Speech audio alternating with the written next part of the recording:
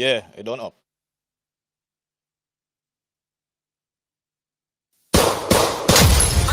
Unruly. Huntta. And the SDP with another one.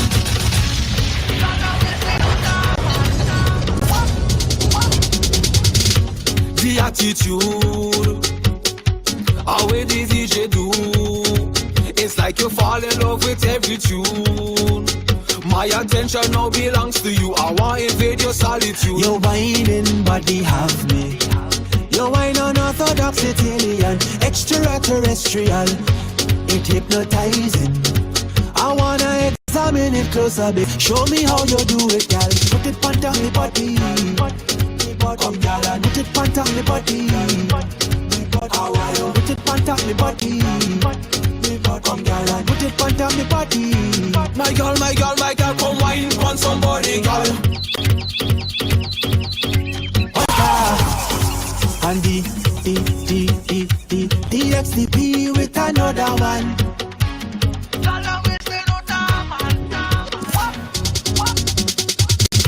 The attitude, how way the DJ do, it's like you fall in love with every tune. My attention now belongs to you. I want to invade your solitude. Your whining body have me. Your wine unorthodox Italian, extraterrestrial. It hypnotizing. I wanna examine it closer, bit. Show me how you do it, gal. Put it on the body. Come, gal, and put it on the body. How are you? Put it on the body. Come, gal, and put it on the body. My girl, come wine on somebody, gal. Wine up on somebody. Huntta. And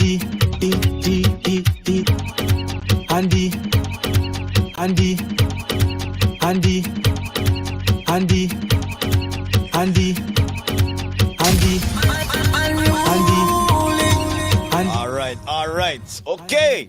Welcome to another Vstream platform. Inside, it is the second episode. We are at episode 2. So in case you didn't get to see the last episode, make sure you go back on my Facebook page. First of all, let me introduce myself, Galaxii Byfarr, radio profession, also music producer, creator overall. Right, so this platform was designed for us creatives to actually interact more with the fans and people who support us. Whether it be music, whether it be movies, film, whether it be songwriting, any kind of thing that us here as Vincentians create. Alright, so this is the platform for that. So the first couple episodes is going to be just about the music, just about our local creators, whether it be artists, producers, the music makers. So we're going to have a very special guest tonight. So what I want all you to do, go ahead and share up this live. If you're watching us on Facebook, you could also see us on YouTube as well. Alright, so let me just shout out my folks that's watching this live stream right now. Let me see who's in the chat room. Alright. Yeah. Shout out to my boy Shady. Alright. Another top producer checking in. Alright, remember you can send through your comments. First, before I move on, artists, producers, make sure you send your music to vstreamplatform@gmail.com. Let us review the music. If you want us to give you a little review, or if it's an interview, you want to line that up, that is the reason we have that Gmail set up there. So go on over there and do your thing, now, man. Just send the music now. Let the Vinci people and the people in the wider diaspora get a taste of what we have to offer. Alright? We're gonna get straight into the thing, boy. Yeah, tonight. But first, we gotta link up the music, because tonight we got a very special guest.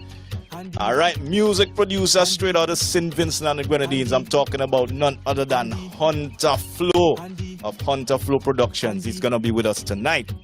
So I know you don't want to miss the thing. We're gonna start it officially in a few seconds. But let me just shell along some music from the super producer that we're about to talk to tonight, Huntta Flow Productions. This is the stationary rhythm. Let me go with it right now. Dimes and Pixels setting it off first. DXDP with another one. Galaxii Byfarr. The attitude, how the DJ do. It's like you fall in love with every tune. My attention now belongs to you. I want to invade your solitude. Your whining body have me. Your wine unorthodox Italian, extraterrestrial. It hypnotizing. I wanna examine it close a bit. Show me how you do it, girl. Put it on me body. Come, girl, and put it on me body. How are you? Put it on me body. Come, girl, and put it on me body. My girl, come wine on somebody, girl. Wine up on somebody, girl. Come juke on somebody, girl. Juke up on somebody, girl. Come fling on somebody, girl. Fling up on somebody, girl. Come up on somebody. Real bad man, never no fish. We not sell out, you forget it. What do them need? Yeah, you not a shoot and right. We are holding firm up to the day. What do them need? Jump and already, getting on in the ball. Jump and already, nobody getting out to the arm. But I wine on girl, girl I wine up on man. And this is how we just get on the road or in the session. No man in the back of me and I'm watching man. Girl then touch your toes, make my foot walk on that. No man in the back of me and I'm watching man. Girl then touch your toes, make my foot walk on that. Pass me rum. Give me little girl. Pass me rum. Bartender, give me little girl. Bartender, I say pass me drink. Hey, make the party turn over, start a thing. All night, so we are the ring. Plenty back and I like start the thing now. Me want me rum now. Oh, pass me one back, Lord, give me the rum now. Oh, pass me two back, Lord, me want me rum now. Oh, pass me three back, Lord, give me rum now. Oh, pass me one back, Lord. Bartender, bartender, bartender. Pass me drink, yeah. Bartender, bartender, bartender. Pass the rum now, yeah. Bartender, bartender, bartender. Pass me drink, yeah. Bartender, bartender, bartender. Pass me rum now.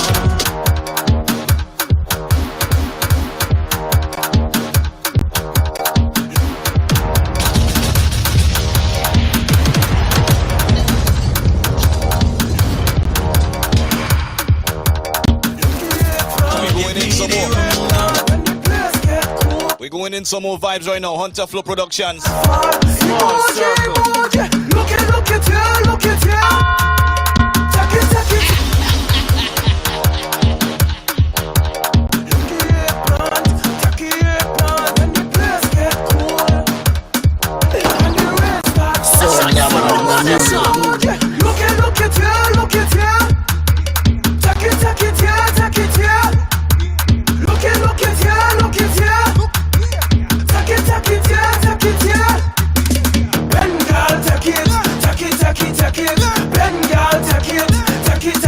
it.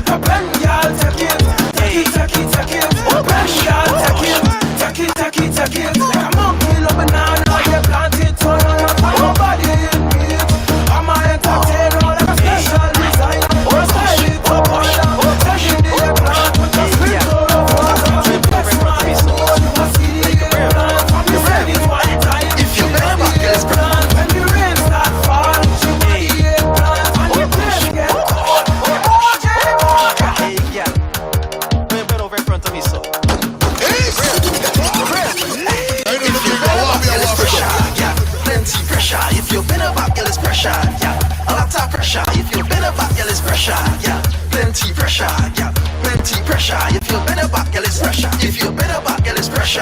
Yeah, plenty pressure. If you've been a back, girl, it's pressure. Yeah, a lot of pressure. If you've been a back, girl, it's pressure.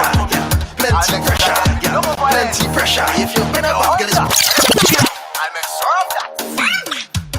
Up, bitch, community. She want to vote for me. Bitch, community.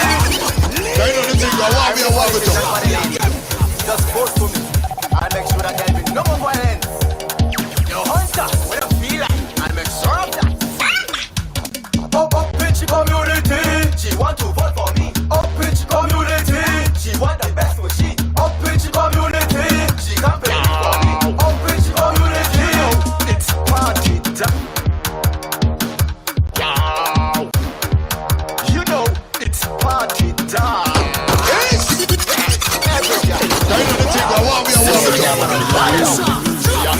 Jones got that thing going on.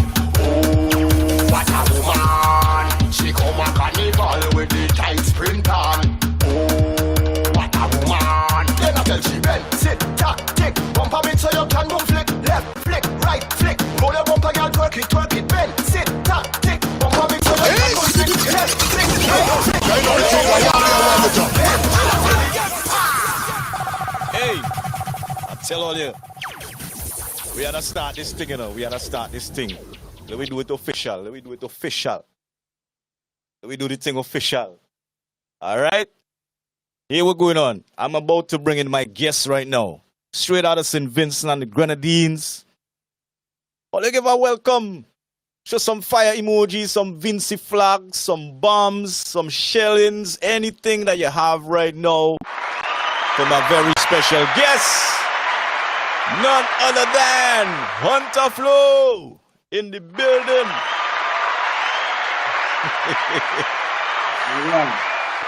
Yes, boss. Welcome to the Vstream platform. You know what I mean? Pleasure to be here.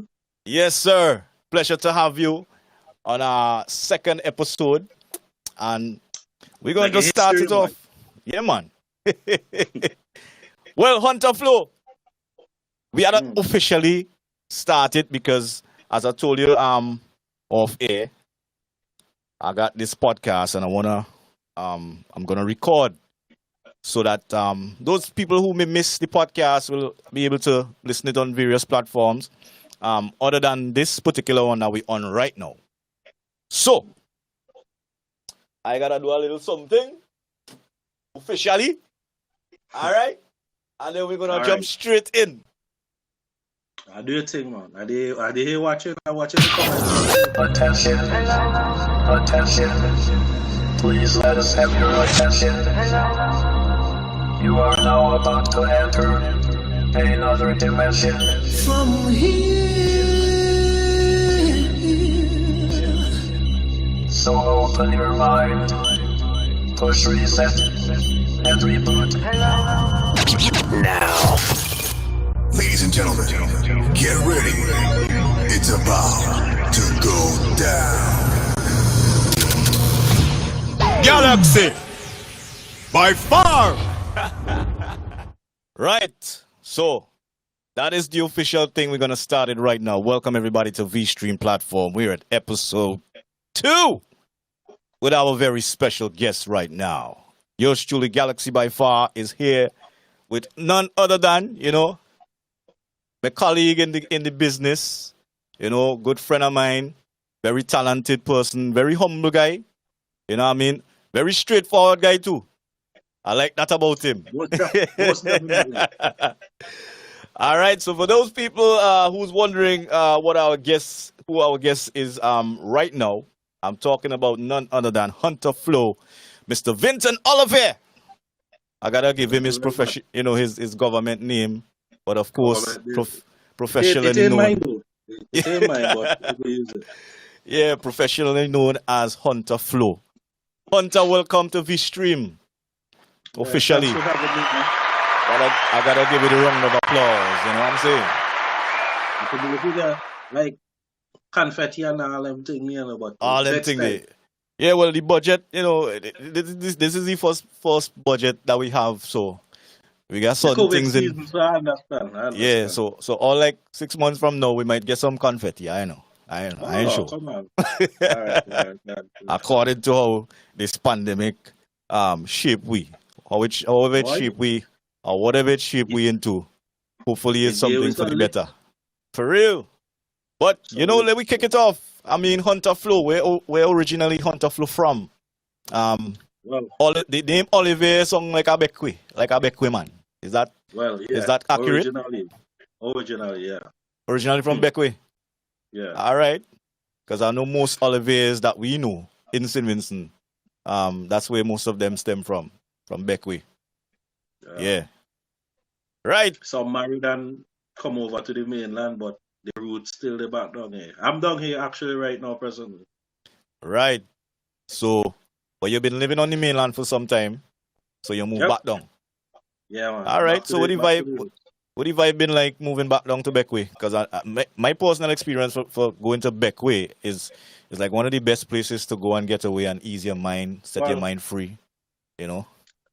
Everything up to, let me say, December, the last day of December was great until the final word for the shutdown, and then after that everything went flat. Okay.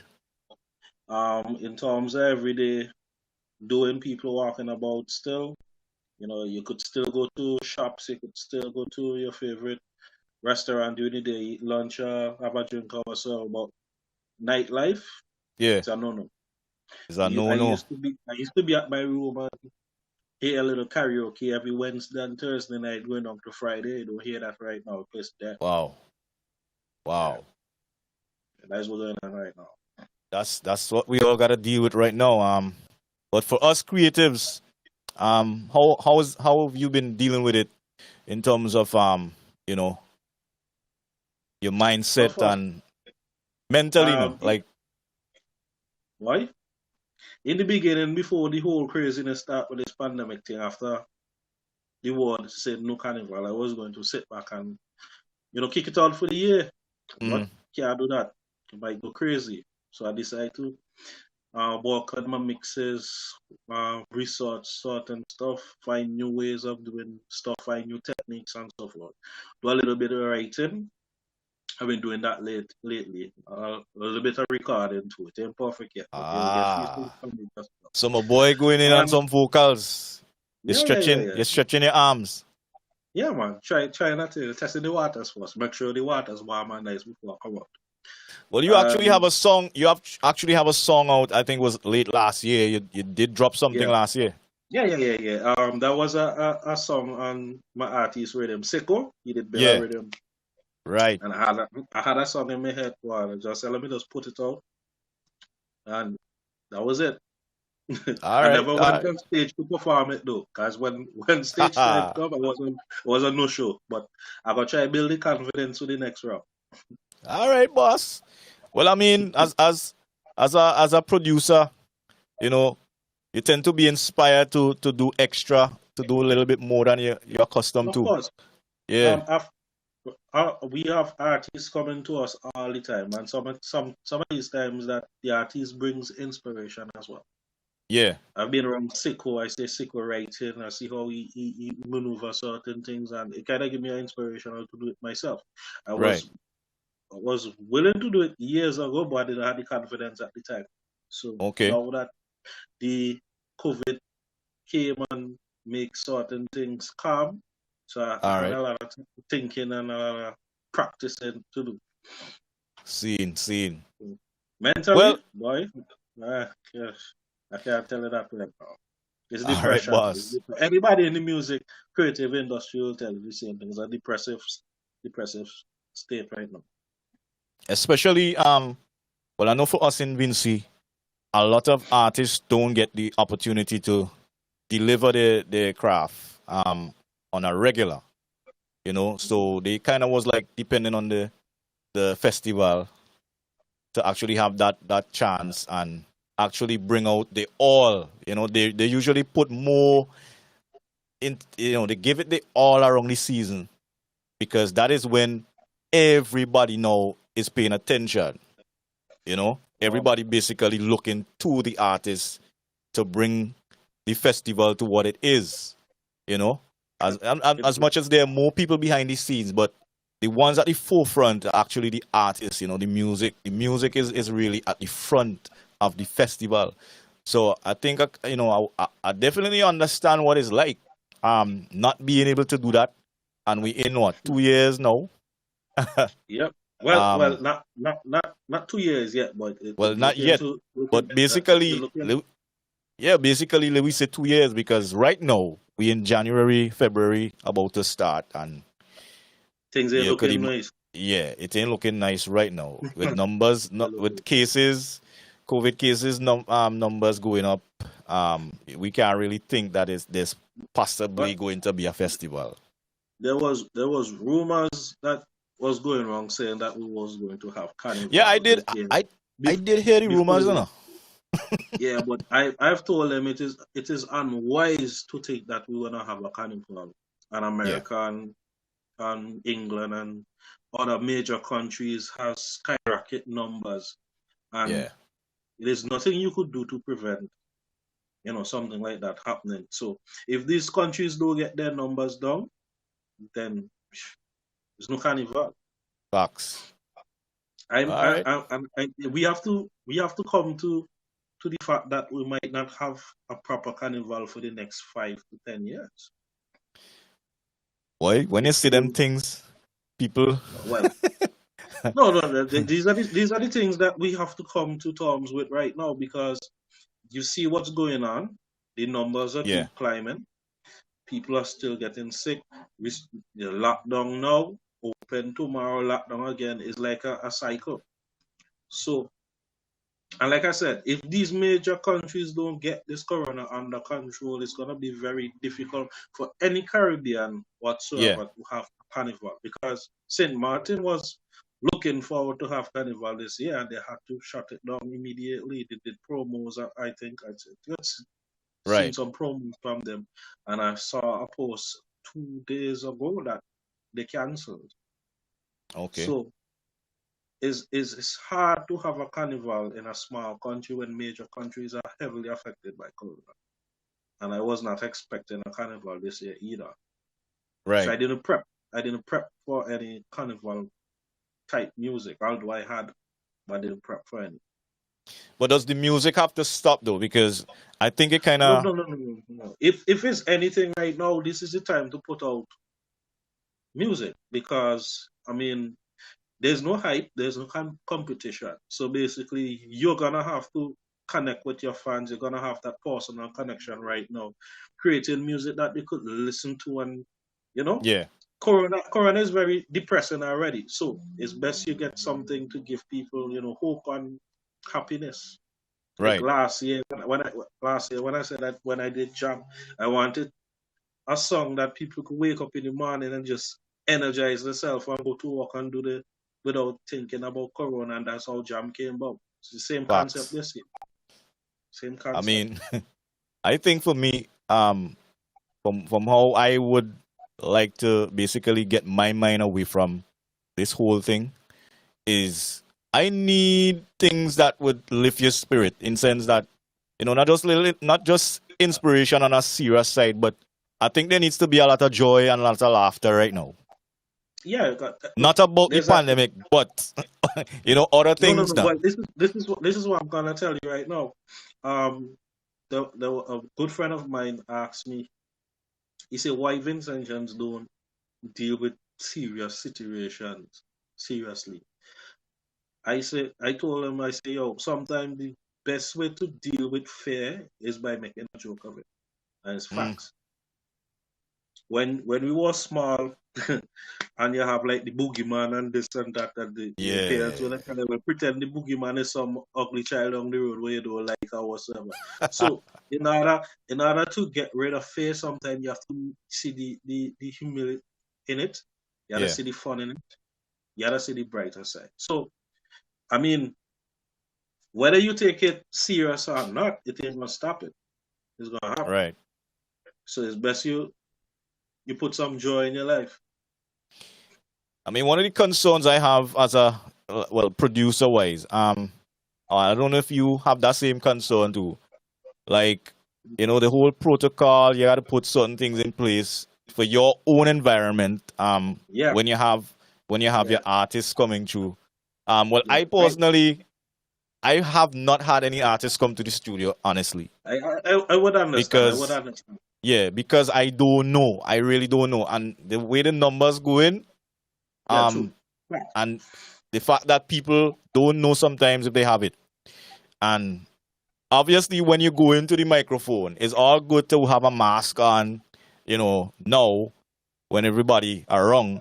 But then when you have to now record, the artist must express themselves on the mic. And Exactly. you don't want them to have any kind of feeling of pulling. Yeah, yeah.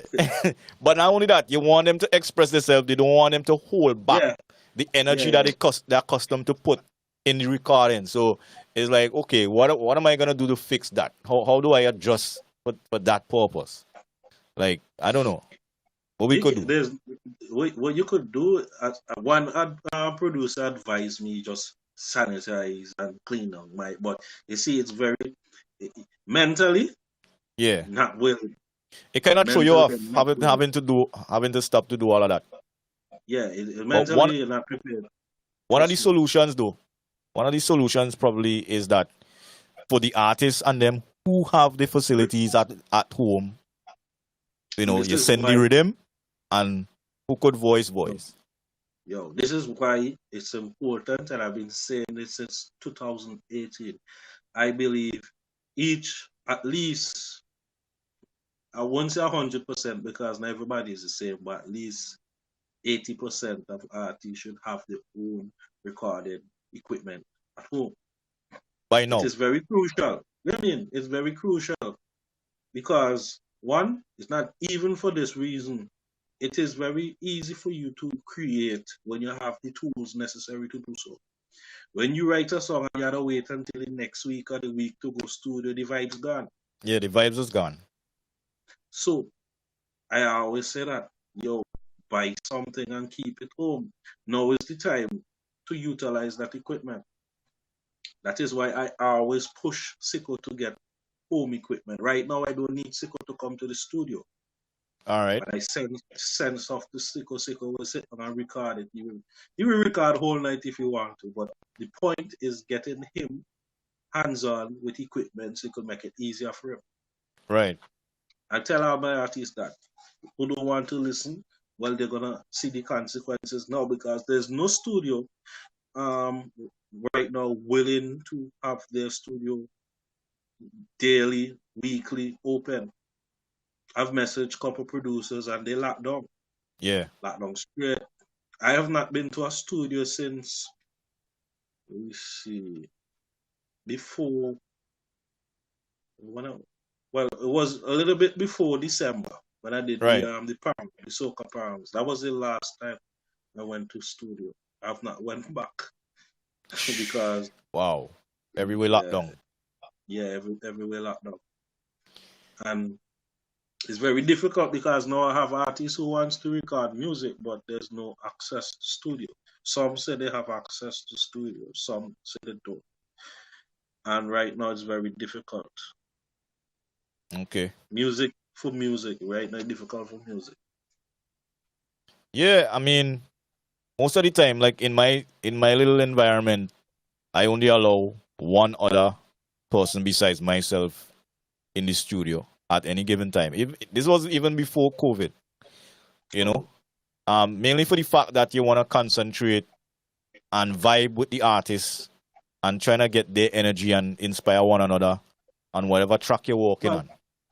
Well, different studio settings and so forth had different vibe because sometimes you might be the only person other than the artist in the studio, and sometimes the creative process can be limited. Yeah, but having other people in the studio who could give, because I've been working with JJ Masters in Star Studio for quite a while, since like around 2013 to 2018, right? And when we're in the studio, it'll be a lot of people. Sometimes you might not even get this stuff done the way how you want it. But one thing, everybody always give an input or what they think could, function or what they think could work. and then we Right. put it in consideration and write sometimes the whole group bill us up. I remember one time a female artist came in and she had one verse and a chorus, and then she didn't have it. And the guys outside came in and said, "Why you don't sing this? Why you don't sing that? Sing this piece." And right now we had a song. All right. We had a good song. So different studio had different vibe. Some studio require just the artist, and then some studios just require a creative mindset of people who have, creative Yeah. ideas all the time. All right. Well, while we're on that topic, in terms of the whole process of, putting out a song or even starting a song from scratch, you the type of producer, what you prefer, to build a beat first, or you prefer to basically work with the artist and do something from scratch? Like both of you sit down together and, start the foundation. Well, I prefer building the beat first. Okay. Any particular reason why? It gives me a more brighter prospect of how to explore different stuff. Mm-hmm. Right? I could come now and build a beat and then change it after. If I don't like it, I might create another version, and when I feel satisfied, I just continue with version. Whether building a beat with someone, it might be there's a 50% chance there. Sometimes you build something now, then somewhere down the line you have to scrap it and do it all over again because the vibes ain't right. Okay. I have a few instances that people sent me like voice note, and I've built it from that voice note. That's one of the easiest way for me. Send me a voice note, I just follow it. Okay. Wherever your cards is, I will just follow it and build a beat, and that's it. I could do it in less than 2 hours. Right. Yeah. Well, I mean, but I prefer building the beat and then vibes in after that. okay. So what is in the case where somebody comes and say, "Look, I want you to produce a song for me, Huntta, and you see that song that you do for Lava Man? I want a style like that, right?" But then the artist now want that, but he himself now he doesn't have his own style as yet. So he basically trying to, because the song that he mentioned was a hit now. So he trying to basically now replicate that. But he as the person now, not that kind of artist. How do you deal with something like that? In terms of communicating that to the artist? See that is trouble. We have plenty blank template artists in Vinci. Plenty. When I say blank template, you gotta explain. You might have to explain that to some, because when you say blank template, it means that you have the energy and the inspiration to become an artist. But one, you can't sing, can't hold your timing, you can't hold a key. You just can't do anything. And then you want the top. One of the major problems I have, that artists want the highest in quality, but give you poor energy. So they don't want to put in the work basically to. I have a song from an artist that I recorded 2019. And the key was real terrible. And I told him that, yo, this, this song is way off. But we're going to try see what we could do in the time that we have and see what the right. what we could put. And when I sent the first draft, he said, this is some quality poor. I said, well, what do you mean the quality? The vocals, the vocals. I said, well, all right. I took off the pitch correction and every vocal, and I sent it back right to him. I said, you listen that and tell me if you like it. Yeah. And he say, yeah, he see the amount of work that has been done. I said, fine. One of the major problems we have with artists is that they don't want to make the necessary steps to do better. They feel that when they jump in the studio, we should just wave a wand and everything should come up perfect. Don't work that way. Don't work that way. I've did a session last year with Couple Beats. I started out billing, comparing them to what I am doing now, and trust me, they sound terrible. To me, they was good. To me, they was good. I have one or two that I did catch my hand with, like stationary, as I always say, was built in 2008. Right. People always thought it was 88. It was 2008. It was one of my experimental type of rhythms. So I had rhythms that they didn't have no direction. They were just rhythms that I didn't even know if to swing them dancehall or soca, but I just continue and continue and continue and continue. And I've been showing people, I say, yo, you had to be terrible before you start to be close to perfect. Right. And you have one of the most important rules for me is always walk with the level of your peers. And let me explain that, right? When I was a producer at that time, I couldn't work with a lava man, I couldn't work with a skinny bantan, I couldn't work with no major artist that was already had a brand and a thing going. I had to work with artists who and me was on the same level, and producers who and me was on the same level. And as the year grew, I grew, they grew, we all grew, and we at a point now where we could do things. Now we have producers and artists.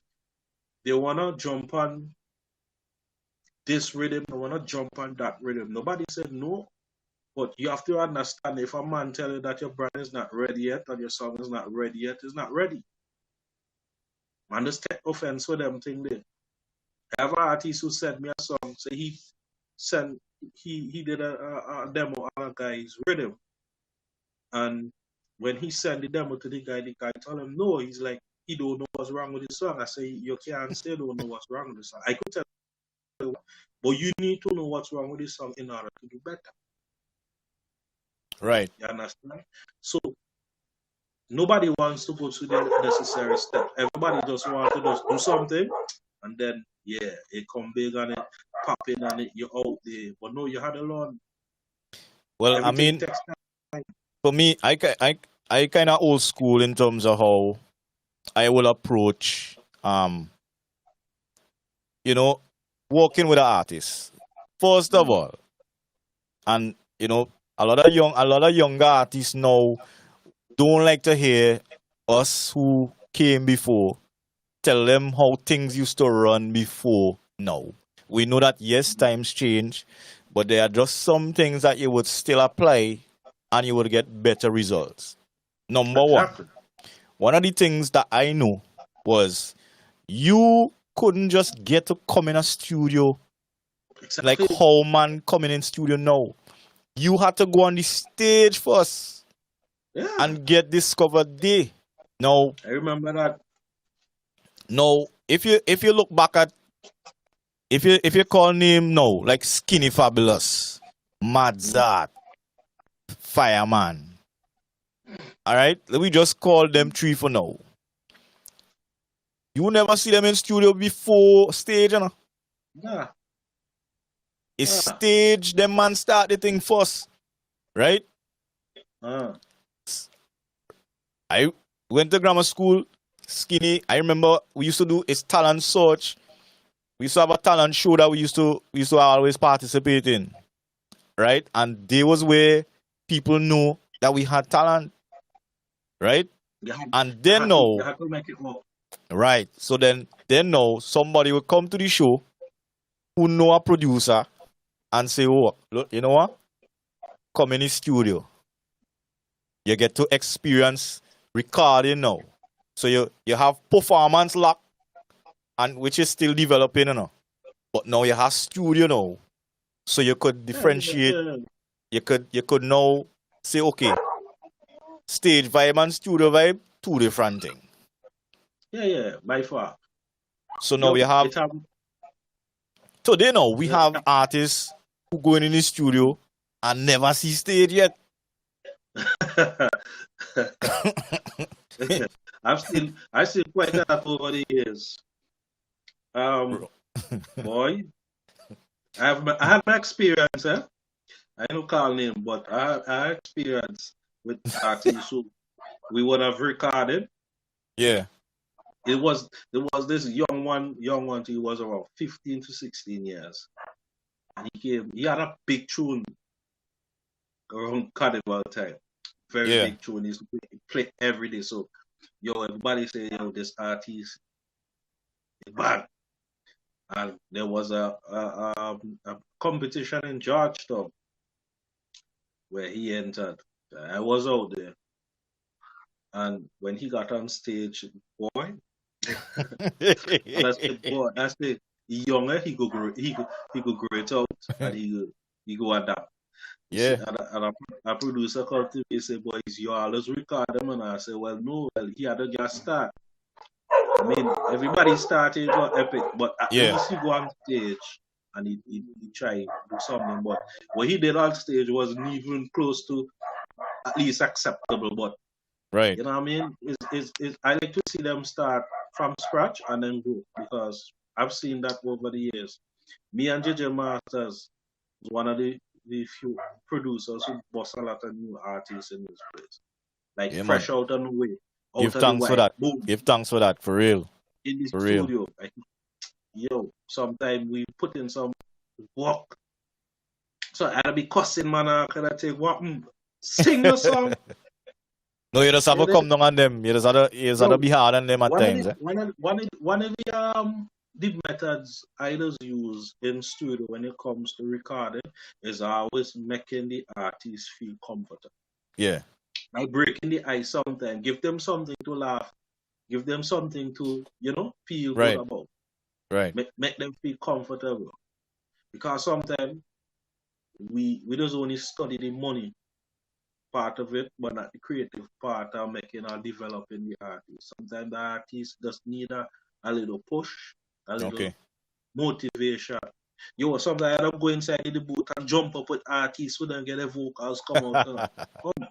Push your vocals. That means the kind of most guys like to record with me because I always push them to record. Doesn't matter how terrible your singing is, as long as we get this right, it will come. Right. That is how we do it. Well, I think now in the music industry, you're seeing more of that now, where producer now starting out, they would also have artists amongst them who now starting out. So basically, you build something now where you're grooming and you're learning together, right? But what has happened sometimes now, and I don't know if it ever happened to you, where you started out and you're putting all this effort into building an artist, and then they get a big tune, they get 2 big tune, they get 3 big tune, and then now they decide, here going on, I go in by somebody else now with a big name, because the big name producer recognize them for the 3 big tune that they get from you as the producer. You see that as something disrespectful, or you find any fault or any kind of bad feelings about that? This is what I say about that, and I'm gonna be as real as it is. As long as you have not have an agreement for artists to stay around your entire life, contract. So if artists decide to part ways, so be it. I've been in instance where two instances where 2 parties had disrespected me, my colleagues, and so forth on production. I have banned them from production for life. For life, bro? Life. No, I listen to me. When it comes to the respect, all jokes aside, when it comes to respect, me and them guys just talk. We just have a little fun and thing. We good, but when it happen, But That's it's not bad life, and I so it's not told them so it's that. not something that you could reconcile. Like you could squash that. Because I mean it does I'm a happen. very, It does happen in the I'm music. not gonna lie. Right? I'm not gonna lie. I'm a very petty person who's very spiteful person sometimes, and I have to applaud. No, I have to applaud you for being honest. That's No, one of the we things are like we admire about we you. are like human. Yo, sometimes we ego does get the best of us, and we can't see beyond that. And tell you the honest truth, Yeah, I feel better a little bit now. I could say tomorrow we will do a chat or whatsoever, but they have to be the one that take up the opportunity and make me know that they're serious. all right, all right. But it's natural. We all have petty vibes. We all have spiteful vibes. We all have bad mind vibes too. But that's part of being human. You have some people say they never bad mind a person. They lie. They don't want to admit it to themselves.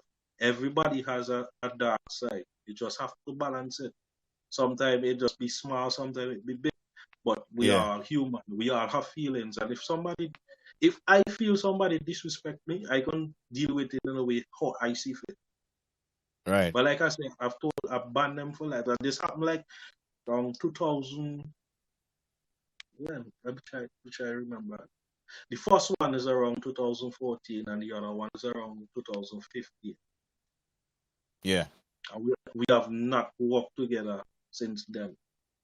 And one told me Ras is like his jail he did and can't get no bail. But that's how I see it. I take the respect part of music highly. Although I kicks around a lot. Because if you notice, some of the stuff that happens, like the producer getting dissed by artists going to other producers, what you call it, it's sometimes just a lack of respect. Well, Lack not of only that, respect. not only that too, I think because when you don't understand that people are investing in you, I think sometimes the artists don't understand that the producer is actually investing in your life career, investment. Yo, right? some of the artists who are close to me, right? Yeah. When they come to me, they just say, "Yo, this producer check me on this check." So they don't need to tell me that because they don't know who I start. Yo, if somebody check you on a production, go. Do not. I am on this person who could, do stuff for you. Somebody might do it a little better. You might get different result. Not only that. Sometimes. Yeah, not only that, but like a producer might have a style, and you may be able to execute something much better on that style than you ever did on any other style. And it does have, it's basically opportunity. You got the opportunity to walk with somebody, to walk with one of the greats. I will never ever stop anybody from working with nobody else. Right. I would never do that. Why would I do that? Why would I want you to stick around me all the days of your life? Boy, it are people like that. It are people like that that believe, boy, if I give you two big tune in the industry, you belong to me, Jed. It's a man acting like that. It's a man believe that, boy. And they may have no sort of agreement or nothing. It's just that, boy, I bring you out. This is the problem. This is the problem. In the industry, most of we get too comfortable. Too much. Right? Now, when you boss an artist, you get a big tune from an artist. You don't just lay back now and say, yeah, the work done. And depending on the artist to threshold the whole entire development. Right. You know how to use that boss and improve yourself. Let me give an example. 2015, I did a song. Well, I built a rhythm for JJ. JJ, big up JJ every time. I was for giving me respect. Star Studios. Yeah, JJ Master, big up yourself, King. He asked me, say, boy, Huntta, I want a job ready. I said, job ready. You want a job? Say, boy, he just want to job with him. So I said, all right, cool. Sit down in the studio. It was like 12 o'clock in the night. It was like, boy, how me I gonna start this rhythm now? Boom, we started. I said, well, I'm gonna name this rhythm here, boy. As I had now, let's come up with names quick. I said, no, I'm gonna name it Jib-Jab. Name it Jib-Jab because it's your rhythm. Makes sense. Boom. Then wanted artists to go on the rhythm now. We sent out the rhythm. Only one artist we got, which was Fly. I don't know if you're familiar with the Fly. He had a tune called TM. Too Much Pressure Bus Pipe. Released it 2015. It was a slow year that time for me, and just never really take off. Then Hyper messaged me and said, boy, you have a song that he feel could fit on the rhythm, but he was rigid. So this is the first time I ever heard on rhythm. So I'm not, my idea was with him drop that is it, use it back again, it's garbage. He said, no, that we relaunch this rhythm for Kayak Mass. I mean, no know about Kayak Mass first. I even heard the word, so I don't want to respond to Kayak Mass. Is carry cool this. I said, what? It's so interesting. And we record some new songs. We record the Hyper, we record the Skinny Bantan, the Lava Man. But we didn't record the Fly because the Fly was already done, mix and everything, and done master. We just wanted to sound as close as. So we did a little bit of remastering. And then that rhythm took off. And I was so surprised that the amount of reaction that rhythm got.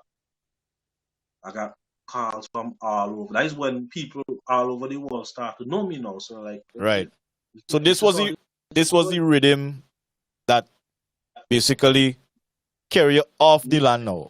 Carry off a mainland. Yes, because people sending me videos and things. Right. I big up Lava Man and Skinny Band. I big up Hyper all the time because Hyper because that. So I said, boy, what am I gonna do? So I start collecting contacts now. Start collecting numbers, making sure me get touch base with people and so forth, checking on the music, make sure the music shelling. Right. And tell you everything good over here. Boom. I say, all right, I'm going to change my whole idea about this music. I'm going to try and be a little more professional with it.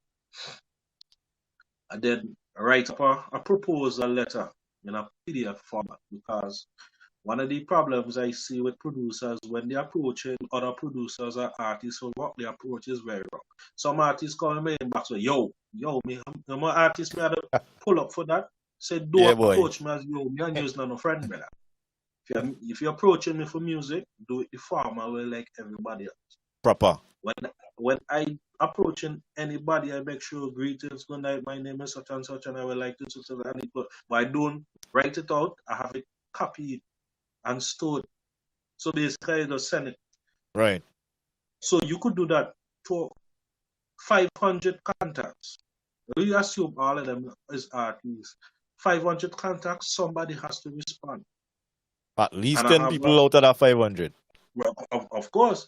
And then I did a response letter now. So if the person agrees to the terms and conditions, then I send the response letter to inform them these are the terms and conditions, etc., etc. Right? This is how I got to know Sharp Pre. Okay. This is how I got to know Loose Cannon and Tonic and them other fellas in Grenada and so forth and oversee Taller Dan and all these fellas. Right. Because of this format letter send it. Not no yo. I fed up see it. You need to stop that. Well, I hope that younger artists who may view this and even producers aspiring to. It's very important. They're guilty of the same thing. Well, it's a very important piece of knowledge that you're sharing there. In terms of professionalism. Write up a PDF letter, save it, in your phone or your notes. So when you're approaching a new person to do work, you don't need to repeat yourself every minute. Just send it. They will Right. read it. And if it's interesting to them, they will respond and do a response letter. So if it's 100 and something words, send it. Let them read it. Everything is there. Pricing, percentage, everything. So nobody needs to tell you, oh, you didn't tell me this. You didn't Right. inform me of that. It is there. If you didn't read it, that's your fault. That's how I operate. So after that, I then start to build the email list because back then I used to be sending one email. Like looking sometimes I might forget somebody, I don't go and send it over again as the boy now they say tired. Then I go and research how to send multiple emails at once. And then that's how I learn about the email list. Them tell me, you know about them things. So after that, I start to cultivate the mind now, making it more sharper. How to speak to people and how to convince people. Because if I want to do a project with you and it costs $5,000, when I don't talk to you, you're going to pay me that $5,000 because I'm a very convincing person when I talk to people. When it involves money. So all this are part of improving the production because you have to know how to speak to people. You have to know how to appeal to people interests. And networking, networking very important. But all this are part of the networking part because it actually giving you an idea what you need to do to get your stuff out. And then I had a problem now, which music in Vinci was just local. So basically, once it done in Vinci, it dead. And then I say, boy, now, me have to get over that normal day, boy. Now I try survive out of Vinci because everybody said, boy, once carnival done, music done. Music local music done when carnival done. Well, exactly. So I decided, now, boy, me I could change this. And then we started getting into the kayak more often because kayak was just after, well, December, January, going down. So I wanted a space where I could have released music every month if I wanted to. And that was the offer. Yeah, and that's why I have a lot of work with Grenada because just after our carnival is finished, Grenada start. Right. For me, and that's how it is. But you find Grenada, how does Grenada release music? You find them more consistent with releasing music than us here? Yeah, by far. By far. How often you could get new music from artists in Grenada? Every month. Every month, brother. So it's not just so the music is not just for the festival. No, it's not just for the festival because if you listen to a lot of Grenadian music, it has dancehall influence. Okay.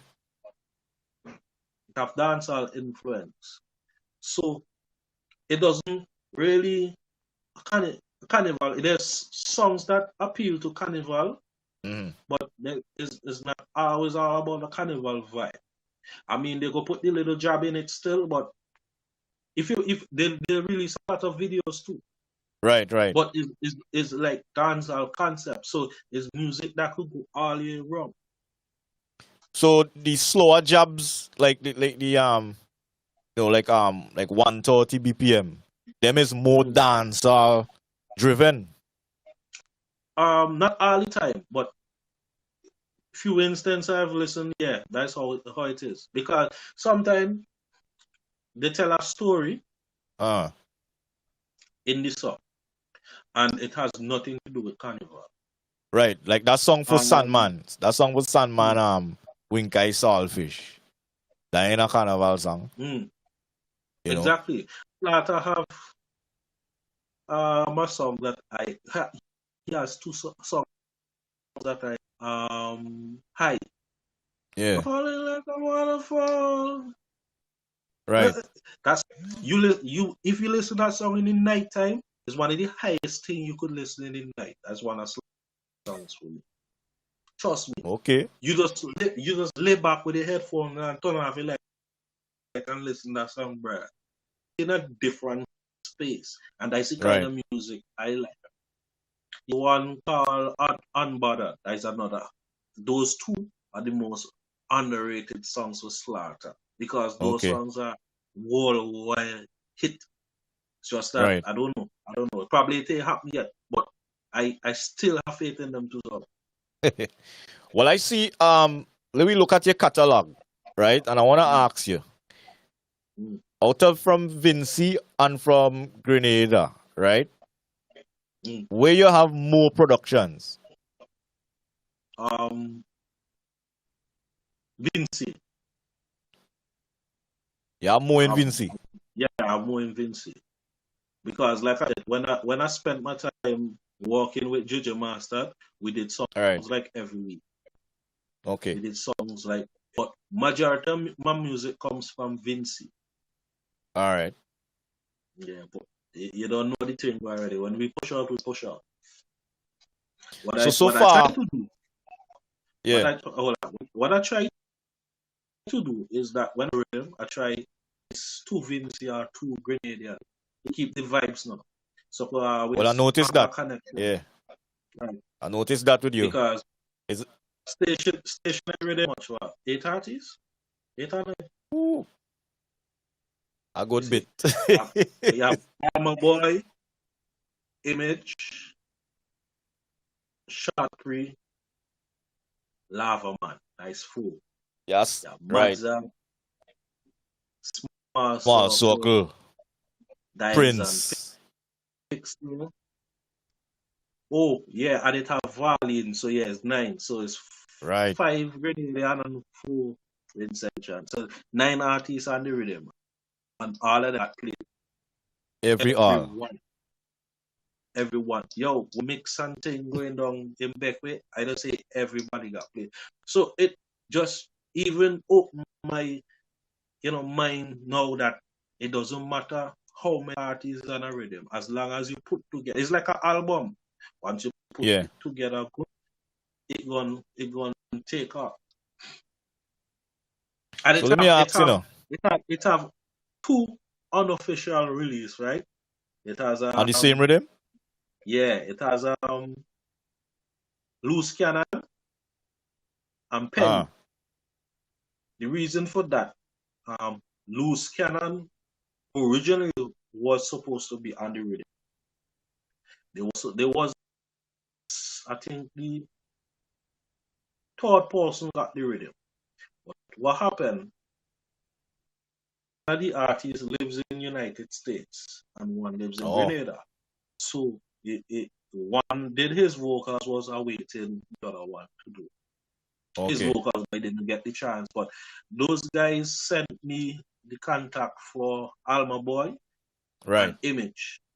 So that's how Alma Boy and Image got on the rhythm. So basically, the man who originally was supposed to be on the rhythm sent me a contact with 2 other artists, and they got this spot on the official release. Yeah, and Valiant had written a song for an artist, but he never came through. And Valiant sent me the demo. I said, Valiant was singing the song. The song's good. You already have it locked. Do it yourself. And that's how she was on the rhythm also. Okay then. Yeah. So stationary rhythm, that is your biggest production to this date, or? Yeah. It's a whole trying to get over right now. Well, I've heard many people discuss in terms of the love for the rhythm is that it was so unique. There's something unique about the rhythm that they wish that you had built something of the template. Like they needed about 3-4 more projects off of that template. Any particular reason why you didn't I don't want to use back the same formula. I didn't want to use back the same formula. That is just, remember I tell you about the Eve one thing, just make you see Yeah. Make you see beyond. So yeah, that is just one another instance again. I didn't know why I use back the same formula. But to be honest, right? Stationary was a power soaker before it became it first it was stationary, then a Right. power soaker, then back to station. I remember I think you But tell me it was a Mozart. I think Mozart was the original. Yeah. Mozart had a song called I think It's no decorum. No Decorum. Yeah. And Mozart, I said Mozart the radio good nice and slow mellow. I said Mozart, I was a raga soaker. That's okay. They work on it. Whoop. Then Mozart sent back a file, give me with 150, I think. He said, this. So Mozart, wait. He said, speed it up. It's too slow.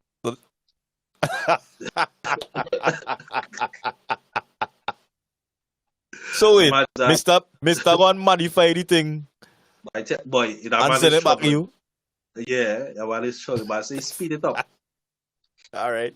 I say, boy, I think it's Mozart was one of my mentors. Still is. He'll still give me advice. Right. So, I know that. So me now in the position that know nothing at all, had no experience with nothing musical, anything like that.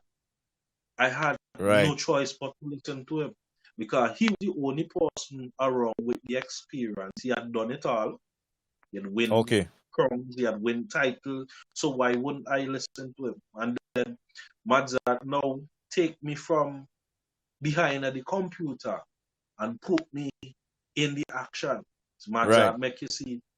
I was at shows and so forth. You go and tell me, this is how we operate. That is where the artists them go. This is how we be. This is how we.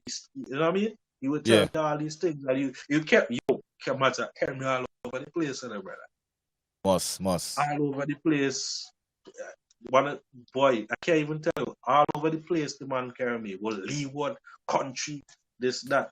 So Mozart was one of the guys who was influential in my development because he would have told me stuff that, damage him and made him. You see, from experience, he would share it with me and I say, all right, cool. One that brother musically and friend. For real. All the time. Well, this is one of the reasons why we have this platform. We want to give people the flowers before they, wait until they're gone to recognize them. And I myself had to recognize Mozart because he was actually the first person to introduce me to producing. Oh. Yeah. Back in the day, I met him by what we would call back then is a studio. But at the time, we used to record with one of my friends in the neighborhood and thing. No? He had a little box, we used to call it. And Mozart came around there and heard me recording at time, and he said, "You know what? Come let me carry you by basic." Just he does move. Yeah, so he carried me there, and it's there everything started. So I could understand, I know the man, and I had to say enough respect to him for doing that, for recognizing man talent. And he hit me different too, because I never like him. Tell him, boy, me never like you. Never like you, Bridget. What me do? Just what me do like. What is he on his pause? Me never like. But didn't have a reason. Just didn't like him. Wow. so he doing all them things for me. It just make me change. Different. Yeah. Just make me see him different. You know what I mean? And he's still doing it. I wish every producer had persons like that could, guide them and show them the ropes. Because, like I said, he was the man who had won titles, road march, raga. Well, he done it. Right. He was he's still an icon to this industry. So having that person telling you everything we need to know is a blessing. Big blessing. That the good thing about that is, while you learning from a mentor, your mentor also had mentors. Yeah, yeah. So Like that. so that is the thing I like to encourage in this whole thing. If we are gonna get anywhere, too many times we see people coming into the business and they don't know, No guidance. No but guidance. they just want to say, okay, I gonna do this by myself. I don't think it will work. You have to get somebody who have the results already. You have to get it from them. You know what I mean? Trust me. So, and that's one of the things I really miss, that the elder ones and them that came before now. Yeah. Sometimes you don't really get to reason with them enough because for some reason or the other they're not available. But Yeah, for those, I've experienced that. I was trying yeah, to reach out to some producers that did their thing, and it's not that well, boy, there was no number, no contact. I yeah, never saw them in real life. The first time seen Kobayashi, somebody tell me that it's Kobayashi when as years before me and Kobayashi became friends. I right. never know how Kobayashi look. I heard about Kobayashi years, but never. So when he passed, said, "That's Kobe." I said, "That's Kobe." Okay. I said, "All right." And then I started to see more producers after that. So I said, "Well, all Right. right, probably they be hiding from me." But nothing. Yeah. But what I want to do is encourage my generation of producers to teach the new upcoming producers, at least coach them. I have one producer who I'm coaching right now, Fighter Okay. CJ, big up himself.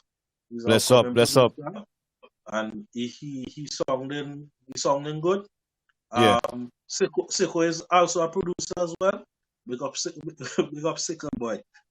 But yeah, we need to pass on the knowledge. You have Trust me. to.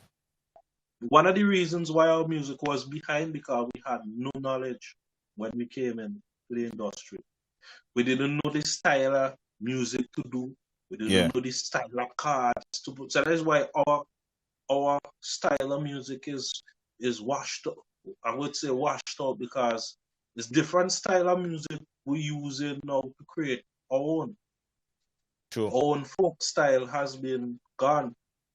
Our storytelling gone. It's only one or two people that still do it.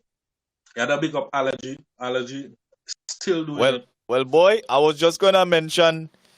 You see, it's a special place in Vinci that still have the storytellers and them. You see, down in Yeah, Leyu, boy. yeah, You yeah, see yeah, yeah, Leyu. yeah. All them artists down in Leyu, boy. Them man has some kind of stories, and I think some of the best writers, some of the best creators of our music come from down there. You know what I mean? I've had the chance to reason with Beckett on numerous times, and that to me is a honorable thing.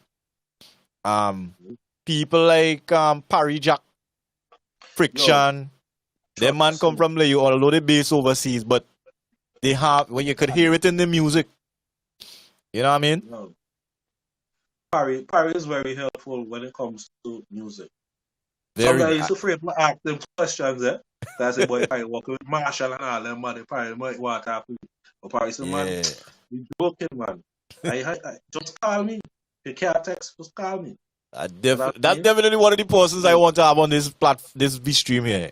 I have to get Parry on here because Parry is a good I man. I hold him very highly when it comes to music and creativity.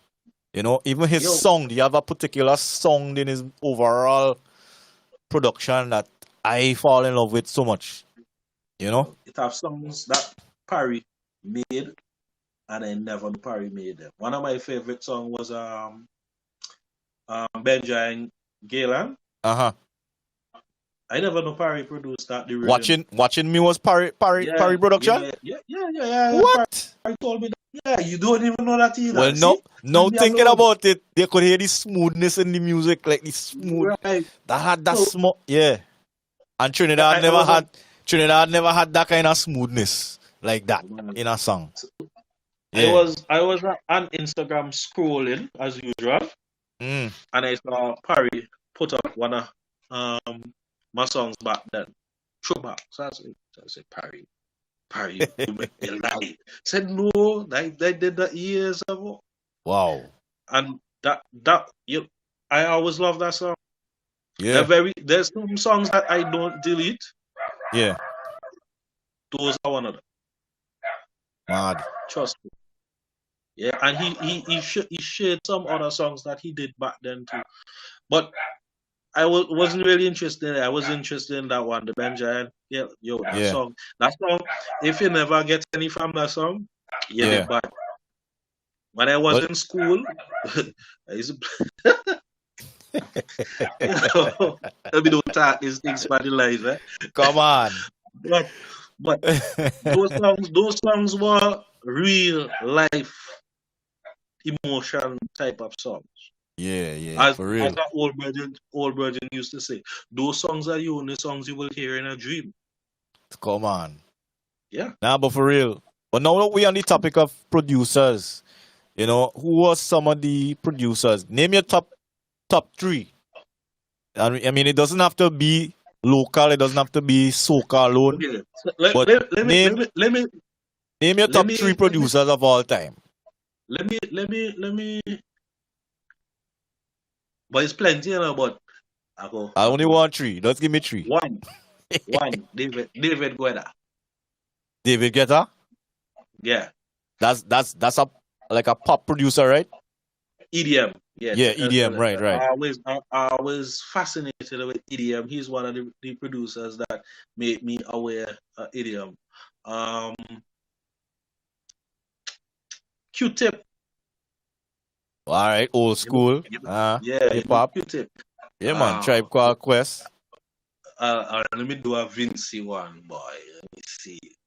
I will give you two more. If you wanna name two more, I will give you two more. You name four. I would say Adrian. Mr. B. Adrian. Yeah, Adrian. That's definitely one of my mentors, and I think Adrian Bailey, for me, is one of the greatest when it comes to creating melodies. And he has a particular feel, a song that never been duplicated. He's like another Frankie McIntosh, which to me is the number one out of everybody else. Frankie. Well, yeah. Frankie done number one already, so we don't establish that. Frankie McIntosh, I ain't gonna put nobody over here. DeMarco, one of my producers that I like, for creativity. Yeah. And precision. Right. Yeah. So you give me a Trini, right? So you give me a Trini, you give me a Jamaican, right? And then one more, I have to give him this. JJ Masters. Why? That's a young producer. I see JJ just take something from like many times about JJ sound like shit. She say, wait until I'm done. And the kind of wonders JJ do with that song. Sometimes I sit down behind the seat and watch JJ work. It's so serious work. JJ was working on Cubase. Okay. Boy. That's like JJ. Foundation for you know. Yeah, Cubase, JJ who did the mix and master for Full Force Radio. Grab a finish, sit them with the madness. Yeah. Alright. Yes, JJ and JJ did real thing JJ did. The song for Sick One Scabs, the first song, is JJ mix and master. Yeah. So JJ did a lot of work for me, you know, brother. I tell you, a lot of work. The first song I ever did with Flanker, JJ. Right. So he was the workman. Cause them time I wasn't mixing. I just building beats and then get JJ and JJ wanna do it with it. So when did you went over now? Well, I think I should put the question this way. I know producers producers, the final thing, you make sure that the song reaches final stage. But in terms But of the mix and mastering, do you think, how do you feel about producers mixing and mastering their own productions? this is what I would say. If you get through, you get through. If you don't get through, let somebody else do. Because sometimes you might get through, You might Yeah. get through. It's not all the time it gonna happen. But if you catch your hand the time and your ears, you'll get through. Let me give you an example. Jam was never mastered. What? Shame to admit that on the live, but Serious it thing? was never mastered. Yeah, it was never mastered. It Nah. was mixed. It was mixed. But Nah, never I ain't believe mastered. that. There was a theory that I read that not all songs supposed to be mastered. So I said, like, but that's stupidness. You mean all songs ain't supposed to be mastered? Because stupidness I tell me. So I said, boy, no, I'm gonna try that and see what's going on. Yeah, because Jam was relatively a little lower than most songs, but it was fat and heavy. Well, I know gonna So ask you, how do you right. get this? This to me, Jam was like a different sound of Huntta flow now. Well, hey, I will give you a rhythm was never mixed. Never mixed. Not a EQ, not a compression. Guess what? Stationary. Never touch Never. it. Never. So Never touch it. wait. What you saying to me? All the Stationary rhythm. instruments was never mixed. All the instruments them that you're hearing, I just made and just left them on the meter and never even move on up nor down. And how this happened? Because at the time I was experimenting. I wasn't really I wasn't visualizing what's gonna happen. I said, boy, I wanted to create a groovy ragga Right. mixed with trap music. How me gonna do that? And we started, and then after me didn't have no artist to put on it, so me just rested now. When I sent it to export for Sharpie to record, Okay. Sharpie record his song, but export end up and master it. So when Sharpie send back the master now, I said, Sharpie body song the rhythm mixer now. I have to go and do this. Sharpie said, no. Leave that right so. Leave that. So that was another instant now where I had Logic. Because Logic says that every instrument is supposed to be mixed. And so because to be honest, it sounded good. And it was an MP3, not WAV file. Wow. And that was it. I mean, I think every producer goes through that. In that, you have a song that you're working on. In a space of its own, you working on a song or a beat. But in that moment, you already tweaking the song to what you feel at the moment, And then you go away, probably how much days and come back. I mess it up.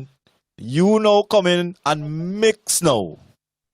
So you pull down fader and you start from scratch now.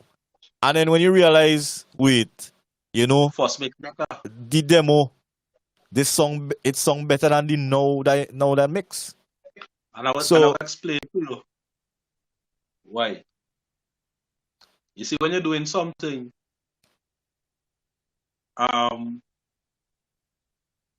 not looking to complete or not looking to finish, that is when you get the natural creative part of it.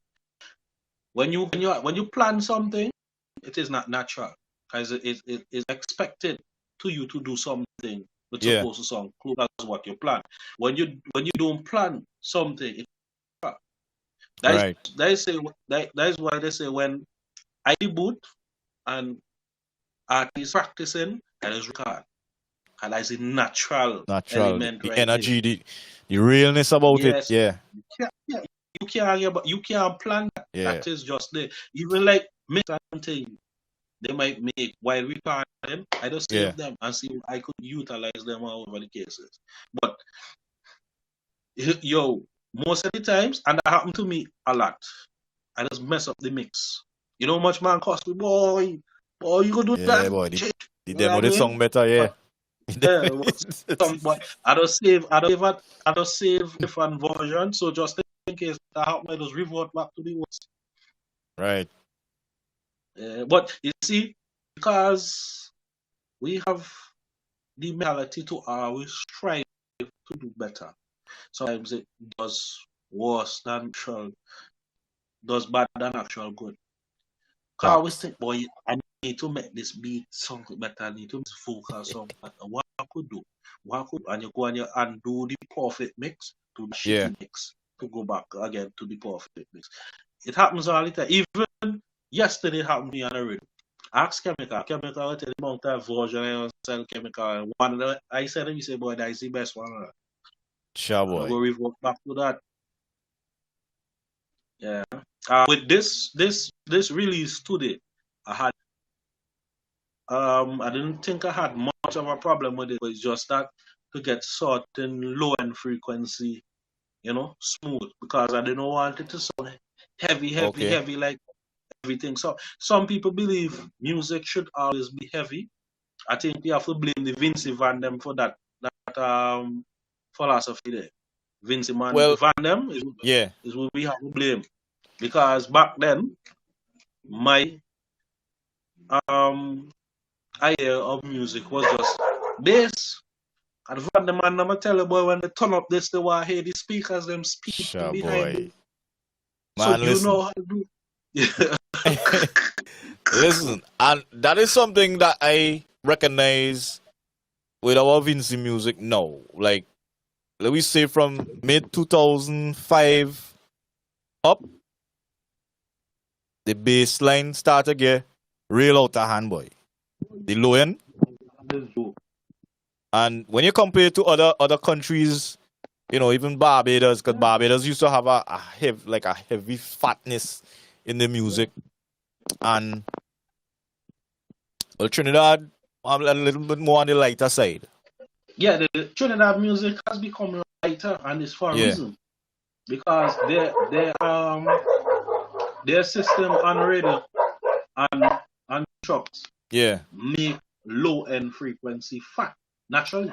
Oh. So it doesn't matter how light you put the song. Once you hear they put it to their processor, that's it.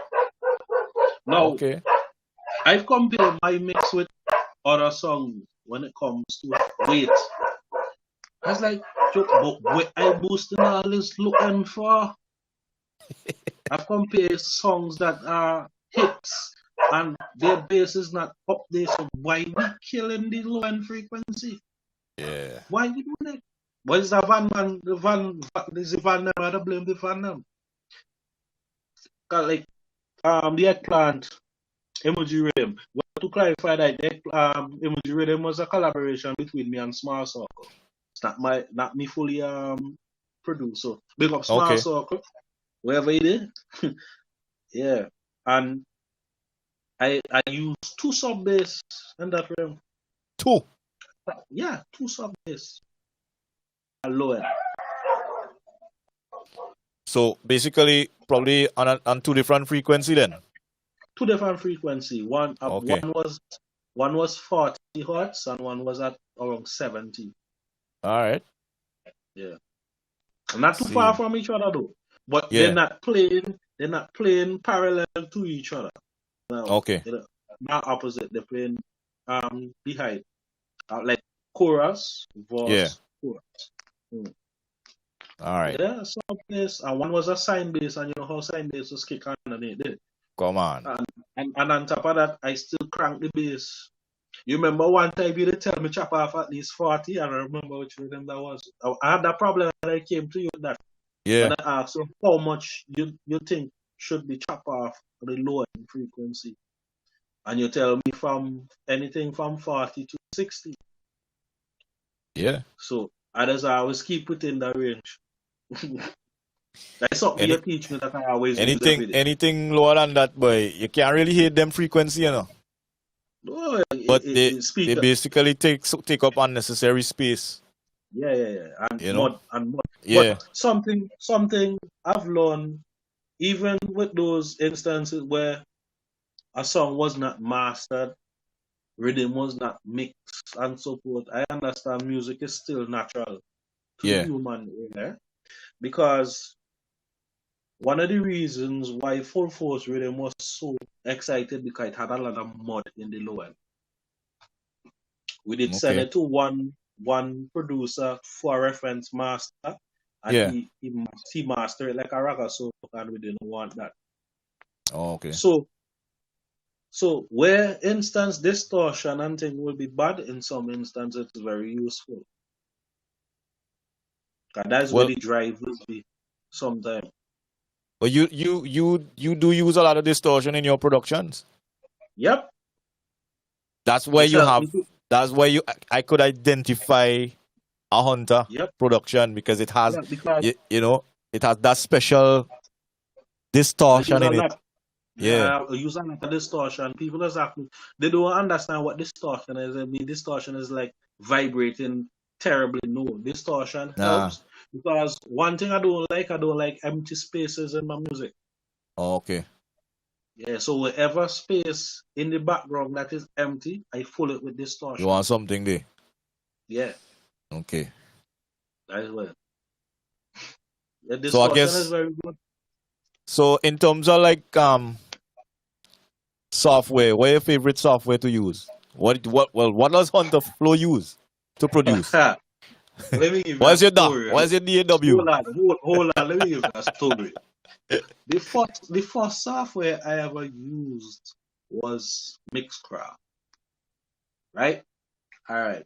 I would, at that time, I had a breakup with my girlfriend, and I needed something to get my mind off of, you know, Yeah. the terrible breakups. I said, all right, boy, let me go try see if we could do this I music hope thing, it because wasn't Han, boy. I hope it wasn't Han.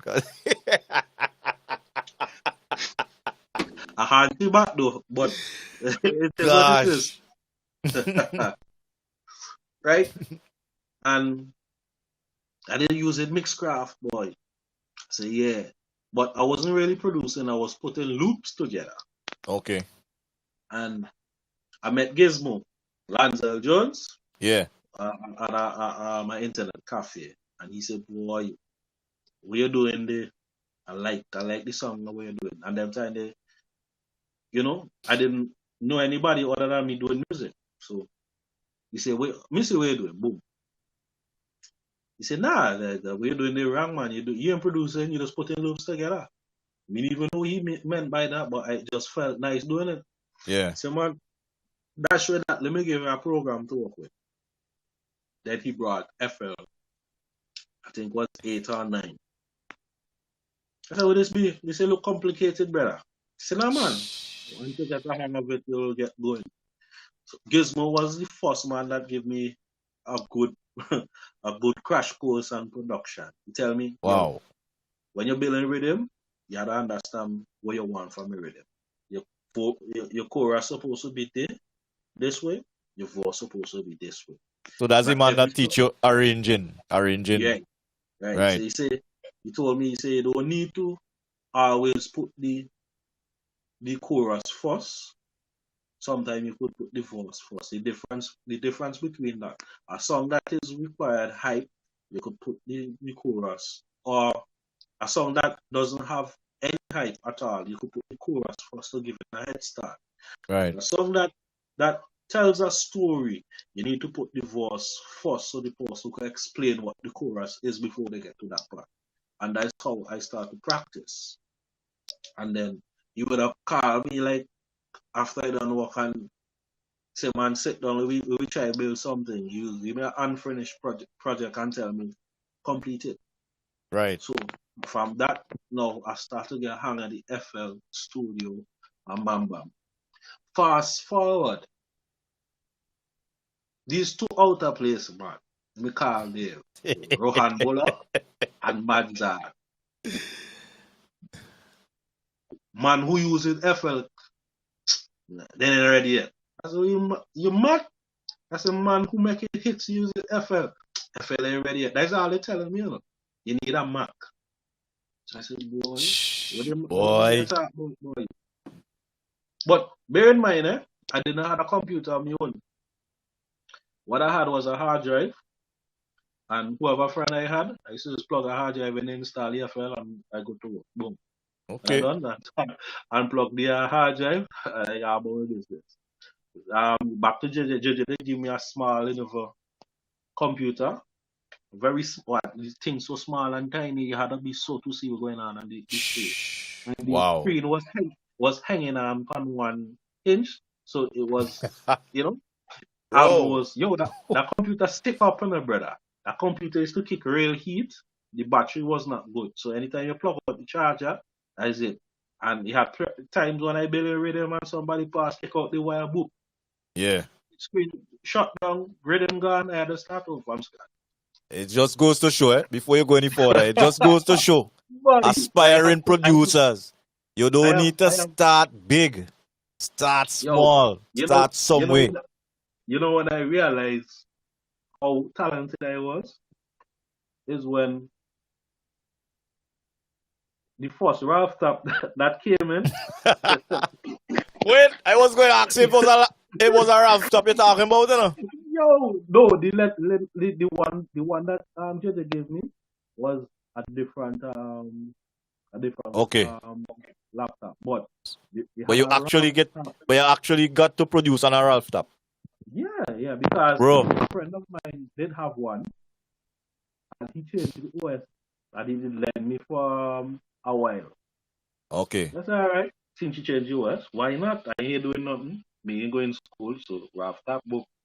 And then somebody wanted a file, but I didn't know how to send the file, so I had to come to the facility now to drop the files after. When I bust the laptop on the table, the man say, "Yo, dude, is a Ralph Top you had to bring this studio?" Everybody start watching me laugh, Lord. I said, "That's why I have nothing else, so this is why I use it." Come on. And you know, the Ralph Top have much memory, so by the time you press something, the FL done freeze up.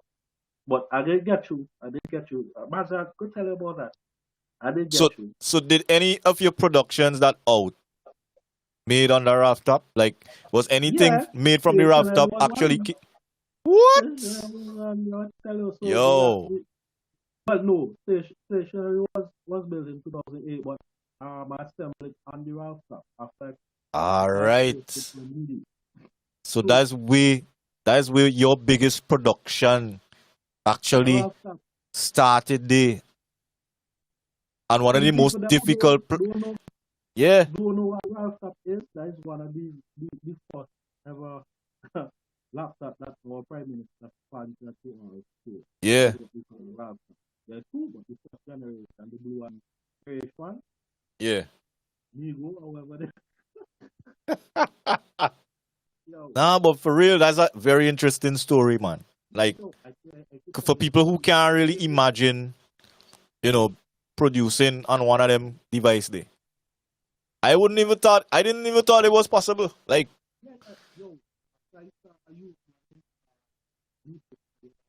check your volume now. Check your volume. See if your hand coming to a little. Yeah, right. You're good now. Yeah. After I saw you man install Need for Speed on one, I say FL Studio had to go on if that was. What? Yeah, that man used to change over the OS from Amigo to Windows. Either 7. With the other one name again, the X. I forget why. So long I can't even remember the name. But yeah, successfully install FL Studio music production. We going. Sure, boy. And that was it. Oh, the producer was Colin Brown. Okay. Colin could tell you. So after that, Madzart and Rohan Bullock come and convincing me that I need a Mac. I said, boy, Mac ain't doing nothing. For the time I start on Mac, I can go back my Windows. He said, boy, once you go on Mac, there's no turning back. That's no turning back. Facts. Now they're right. That's the exact man words, you know, man. So I said, boy, I ain't got no money for buy a Mac. No, what happened? Then Mazza negotiate with a friend of his, and then I got it at a relatively good price, which he purchased, of Right. course. And then I got a Mac. Open the Mac, nothing. I said, boy, how am I gonna get everything you had to pay for? Then you don't know the good virgin Mr. James. I will not call his first name. You know the James I'm talking about.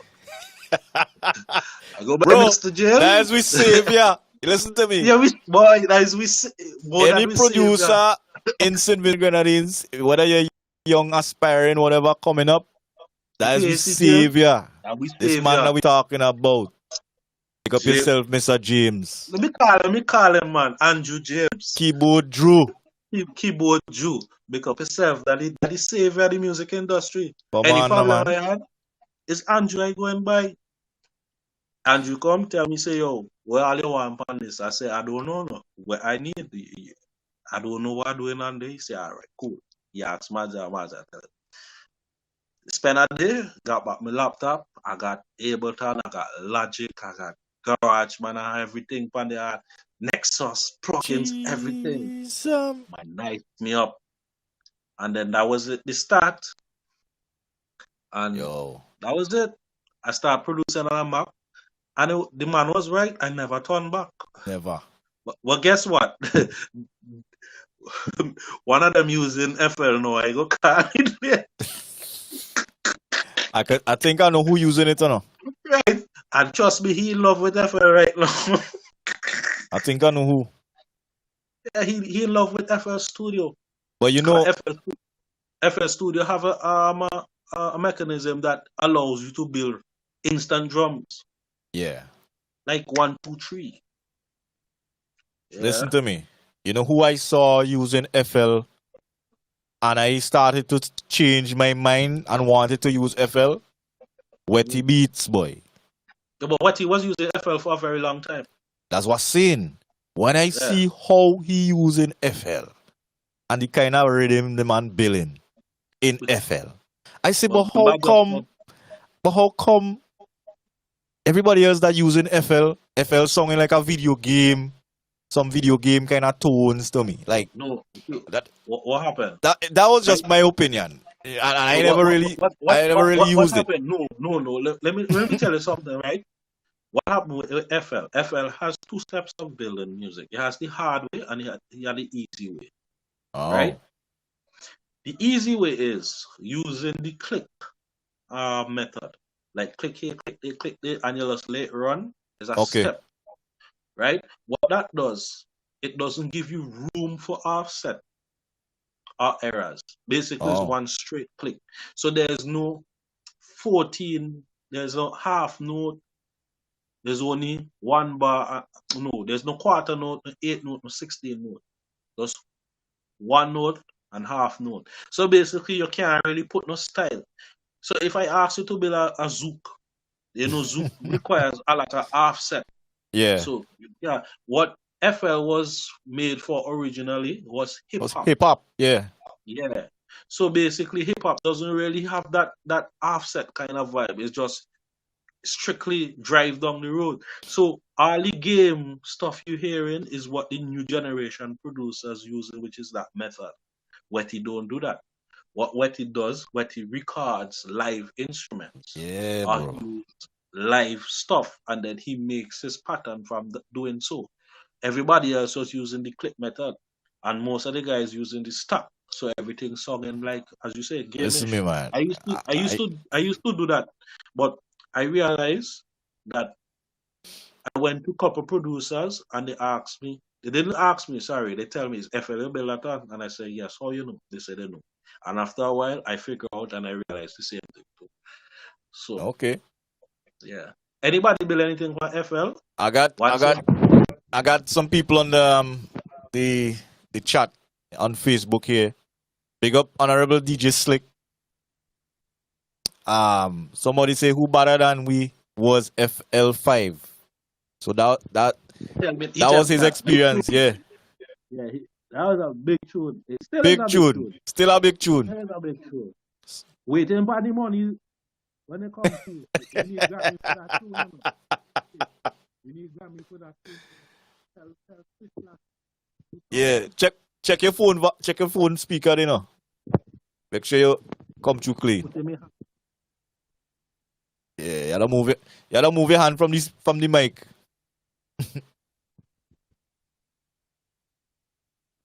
I think you're mute there, no? You hear me? Right, you're back. Okay. How custom use my headphone? That's a habit. Ah, that's why I had to set up these microphones here, because I Yeah, couldn't make it to the phone. yeah. Well, I love the quality. Quality sounds nice. Yeah, man, all them smartphones now. No, Really. I mean the quality of the setup where you have it. The Oh, song, the video, the visual is nice. The you audio wouldn't is you wouldn't good. believe it's actually my phone camera that you seeing right now. Like, iPhone. yeah. Oh, that is good. Have to be like it couldn't Had to be. couldn't be nothing else, Unless Nokia came back and bro. with something. It couldn't be nothing else, yo. I tested everything else. Yo, yo, boy. But yeah. My favorite DAW right now would be Logic. All right. Well, I've, I've, Logic been doing it I've for a while now. yeah, I've tried Ableton. I delete that. Why? Because I just didn't. I tell you the honest truth, I was really into it. Okay. I didn't really understand the capability at the time because I was using Logic so much that I was just too comfortable with Logic. So All me right. now trying to go over to Ableton now to try it, and it was just like starting all over again, and I didn't want to go through that. So I just said, man, delete it completely. I make All right. I I could downloaded it understand. back the other day, man. I installed it back. Well, Ableton really, for like if you want to take your creativity to that like EDM-ish kind of more, more digital song. Yeah. But it's very good for if you're using samples, Mm. you know. That's what most bands Yeah. use on live. Yeah, that's what the bands use on stage. Yeah. Well, Keyboard Drew can tell you that. Yeah, come on. He's a master. Don't just call him Keyboard Jewel. Call him Saw Keyboard Jew. So Keyboard Drew. Saw Keyboard Jew. Yeah. We're gonna have him on this. We're gonna have him on the Vstream soon. Yeah. Real These soon. guys, he need to come and tell all the trouble he used to go through with producers like me. Come on. But now you mentioned that, boy. You know, in terms of sampling, right? What you think about sampling? Sampling is bad and good. Have you ever Most of the- sampled? Have you ever sampled before on any of There's two types of sampling. There's direct sampling, which is stealing, and there's making over what was there and then make it in your own. Which one are you talking about? I'm talking about like taking a clip or a piece of a song, right? And basically reconstruct it to the point where you may not be able to identify which song it is. I ain't talking about like blatantly coming out and sample a whole loop. I understand what you're saying. Yeah. I've done that many times. Let me give you a story. I have plenty of stories, but might not be able to tell you tonight, but you're gonna there was a sample within a sample pack that I love, which was from WCK. Okay. You know the little dark thing where everybody using the we call it Quasha, whatever it is. Right. All that was in the pack. I got that from Fresh Megawatts. And Megawatts? Junior Sutherland Studios. So as I scrolling through, trying to figure out what type of instruments inside, cowbell, toms and everything's sounding nice. But there were some samples in it. That sounds real good. Some of them was from WCK directly, but there are some from different people. I had Marshall Manton, right. All of them stuff was inside. So why I gonna do with them? Maybe I gonna use them, but yeah, one I really like. But I know if I use it, I won't get in trouble. So what I did, I go in my FL, I listen it, I said, boy, it's either we use it or we build something close to it. So what I did, I put it in the FL, build around it. And when I figure I got enough elements to sound proper, I delete it. And that, you see, that rhythm became Anywhere for Small Sock. Remember that? Yeah. Mm-hmm. The Zookish Bro, kind remember when you brought that song to the radio station and you came the time with it? And I said, of. boy, this song's sweet. Yeah, man. Zan put the icing on the cake. Yo, the We did- guitars we- in that Yeah. was crazy, yo. And the brass was done The by brass. Maffy. Okay. Maffy artwork. Yeah, Yeah. Maffy. You know where Maffy get them brass from? But it Nah, was them perfect. them Maffy, brass big was up solid, yourself. bro. Zan, For big real. up yourself. Wherever you're there. We need to get a plug-in name, Zan. Well, that brings me to my next question now. I mean, I don't know modern the producers because we have to really recognize them for the way that things are done now. Louis say as far back as Louis say from 2005 back to 90s into 80s. Wait, Music- don't let me mu- far. Music, The bar on the night. listen to me, man. Musicians used to be present in the studio working with the producer. Each musician had a role to play. So True. we know now that producers play in every piece of instrument.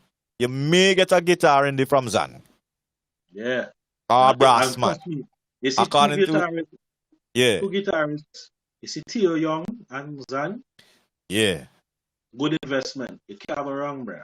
Yeah, I've been privileged to work with those guys live Yeah. in live bands before, and yeah, Them- And watch how it's strange, eh? Theo taught me in secondary school, he taught me science. for real. Yeah, Theo taught me science. I never knew Theo was doing music at the time. Wow. I remember a couple clips on TV. I saw somebody like him flinging his hand on a little piece of guitar, but I never thought it was him because in my time, Theo was just this nerdy scientist man who teaches Yeah, the science. humble man, just moving through.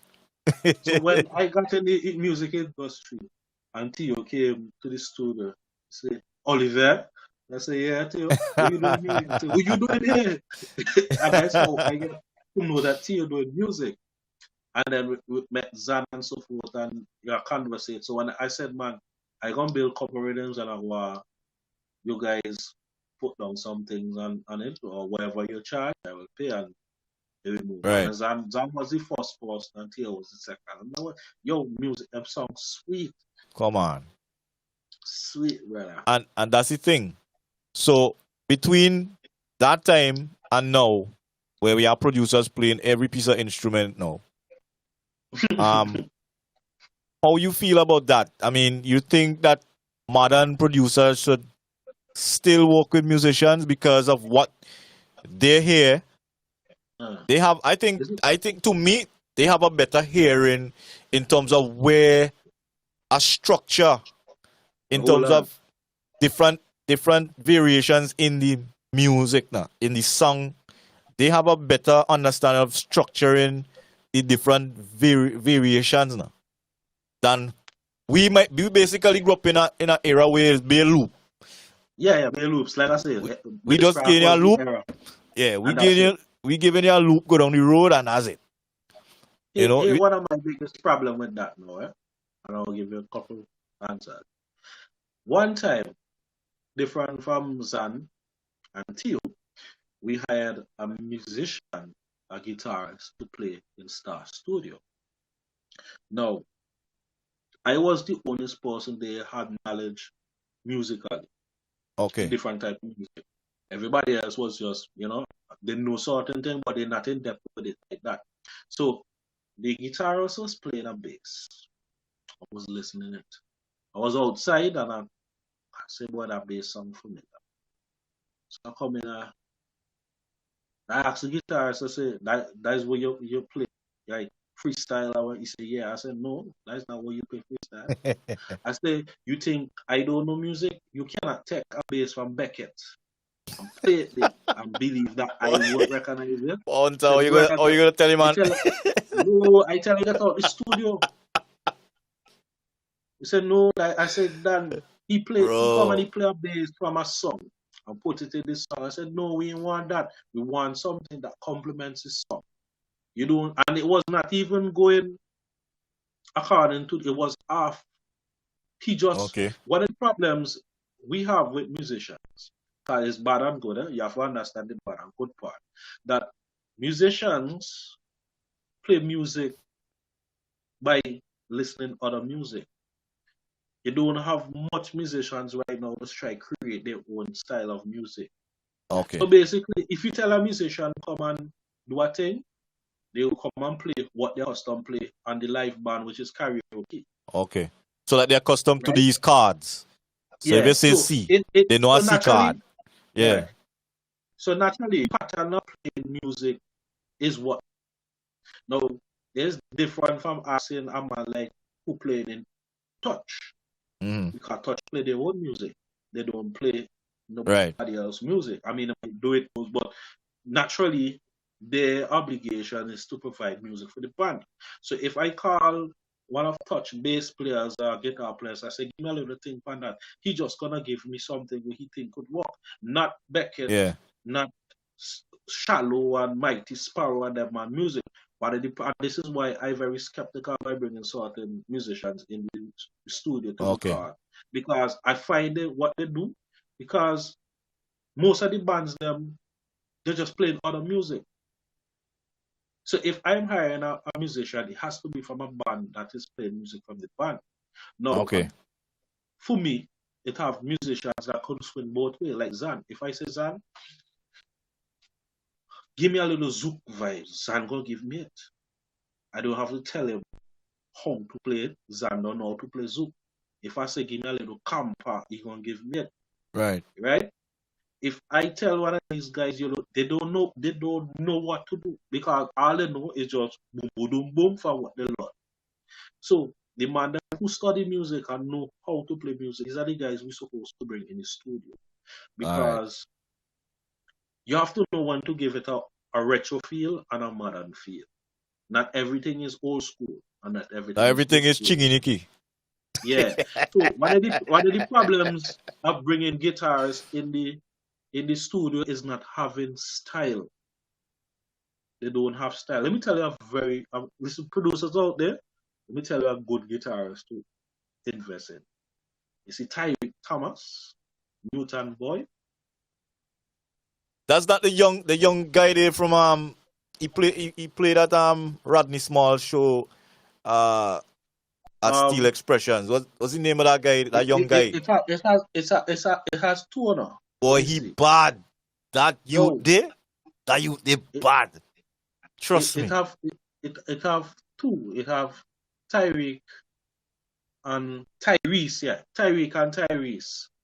Tyrese. You talking about Tyreek is diffusion you talking about? Diffusion, yeah. Right. Tyreek is diffusion, but yeah, man. Tyrese is the guy who was in charge of New Direction, the executive producer and owner of the band. Right. You see that dude? Whoa. Come on. I know Newton good. Yo, I see Mr. sitting on the chair. And he playing. You know this man ain't missing a card. when I get back to him, I said, boy, I ain't touch the guitars, them even chop nothing. Everything when you play, just like how you played, is just how you play into the music. They say, wow. So there's a difference between musicians that actually feel your music. Yeah. That actually just want to play a card. I don't want a man to just come and chuck a thing there because you have a guitar on your own one. No, you kind of need to enhance the song. Yeah, you kind of need the emotion coming out of the instrument. Exactly. You know? That's what you want. Yeah. So when producers don't hire musicians, well, like me, don't hire musicians like that, is because that there's only, if I don't get Zan or Theo or Tyrese, me gonna put nobody else. Okay. I hear you. Trust nobody. Right? Two, it might sound unusual to say it, Not all music requires live music. I have to tell you Facts. that for because Because we sometimes in the live digital, music, we in the yeah, digital no, it war depends right on now. which style. It depends on which style you're looking for. Let me give an example. Let me say Denry, Kodoro, Fugo. Now, and again, our idea of live instrument in Vince is keyboard and guitar. You live instrument could be drum too, Yeah. you dig? But we so accustomed to being telling people live music is guitar and keyboard that we do explore no other set of live instrument. Yeah, man out there does not drums.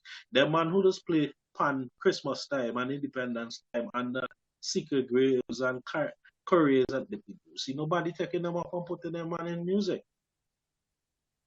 These guys have a natural feel of music. When people hear them man playing music, you don't know. Is them man they on the road and knocking, you know? And we've missed that window so many times. So many times.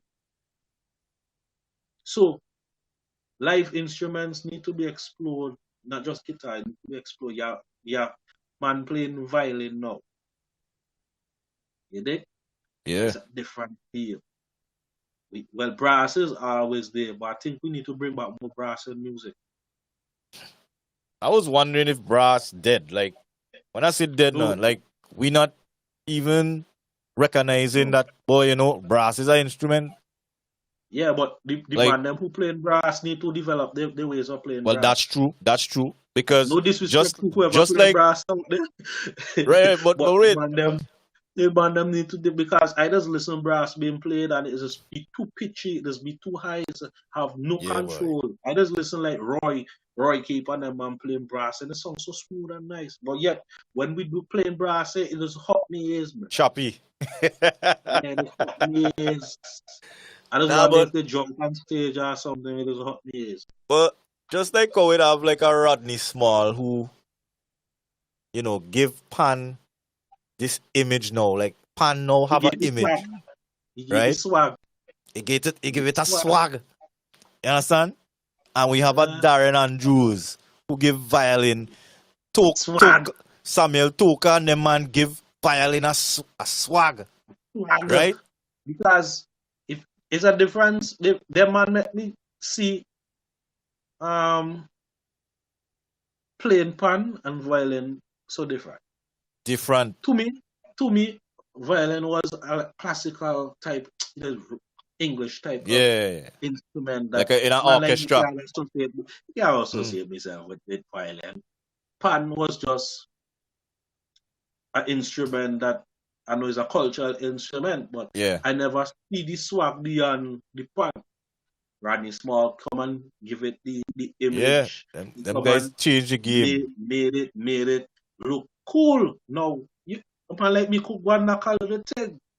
Put on a little shades and I don't think you're gonna make it look cool like Rodney, though. Like I don't think. Nah, I see Randy playing. I see Randy playing pan for a long time. Eh? Listen, bro. Years. Years. The first time I see Randy playing pan is I think it was a fair or something. But he was younger than. Of course, all of it was younger than. But you get the drift. And from then till now, it's just image. You know what I mean? Anybody who in the pan field could play the instrument, but who could market it the best? Yeah. So who out there right now playing brass? Because I know Rohan Bilinji, my boy, playing brass. He plays trumpet. Trumpet. I have a cousin who plays trumpet as well. Right. My boy, Thomas. Revon. She plays brass. I think she plays saxophone. For real? Yeah, Revon. Yeah, man. Police Revon. Okay. Revon, yeah, man. And my boy Thomas D from in the police band. He plays sax. That's probably the only saxophonist. And my brethren Ozzy. I think he teaches at the school. The Bethel school. I don't know if he moved from down there, but he's another saxophonist again. But there's There's only few that I could call like to say them Yeah. man actually pick up the instrument every day now. Yeah, and Revon practice almost every week. Yeah. And she plays guitar. She plays guitar as well. Keyboard. She's very good with instruments. Okay. Very. Yeah. Seen. So, do you think that more producers and even artists too should try and collaborate more with these live musicians, even though it's those that have the swag now? Do you think that we could now have a particular product now that we could say, boy, this is Vinci? Because we still ain't really get we own thing yet, you know. Listen to me. Soca ain't ours yet, you know. Soca ain't really Listen, as I ours. tell you, Dance all ain't ours. we always have this argument every year, and I always ask the $1 million question. Tell me the style that we call Vinci and give me an example of it. That is what I want. Give me an example of it. I could tell you how jab song. I could tell you the instruments that make a jab song. I could tell you how bouillon song and the instruments that makes a bouillon song. Then read the same thing. Compa the same thing. And then we just come the other day. Zouk. I could tell you the instruments that make Zouk and how to articulate that style. But tell me the instruments that make Vinci music. Tell me the pattern. Till you could tell me that, then we have a Vinci style. If you can't tell me that, we either lose it or we didn't find it at all. I had an idea of what I thought was Vinci soca, which was the keyboard bass piano vibes. Because I used to hear that influence for a long time till it annoyed me at one point, but it was still significantly different from other countries. It acted like the lively Prince Marcus. Yeah. All that Adrian Bailey stuff them. Come on. Yeah. So that was our song. That was really our song. That was my idea of the Vinci. It was just the keyboard instruments above almost everything. I heard a lot of that in other music. That way, Dolphin or Dolphin, whatever. Dolphin. I heard a lot of that. And after that, the keyboard thing went out, and then the power soca was just taking over, and power soca was ruling for X amount of years, and Raka soca was just in the shadows. And then we was trying to revive Raka soca now, but it was competing against power soca, which was dominating every year. And then they put the two together. That big up man like Scorpion. I was holding it out. Hold it Scorpion take Raga. It's like Scorpion put the classic, the swag and Raga. He was an individual that lived the part. You could naturally see he was a Raga man. Facts. With how he carried himself. Because you had to have the vocals to go with it, you know. Yeah, you have to. And he always deliver. You know what I mean? And then after that, after the keyboard thing went out, Raga soca now had a different definition to me, which was the mixture between R&B and dancehall. This is where Madzart came in for me. Madzart was doing that dubbing style. Cutty Bantan, your name, all them fellas was doing that dubbing style.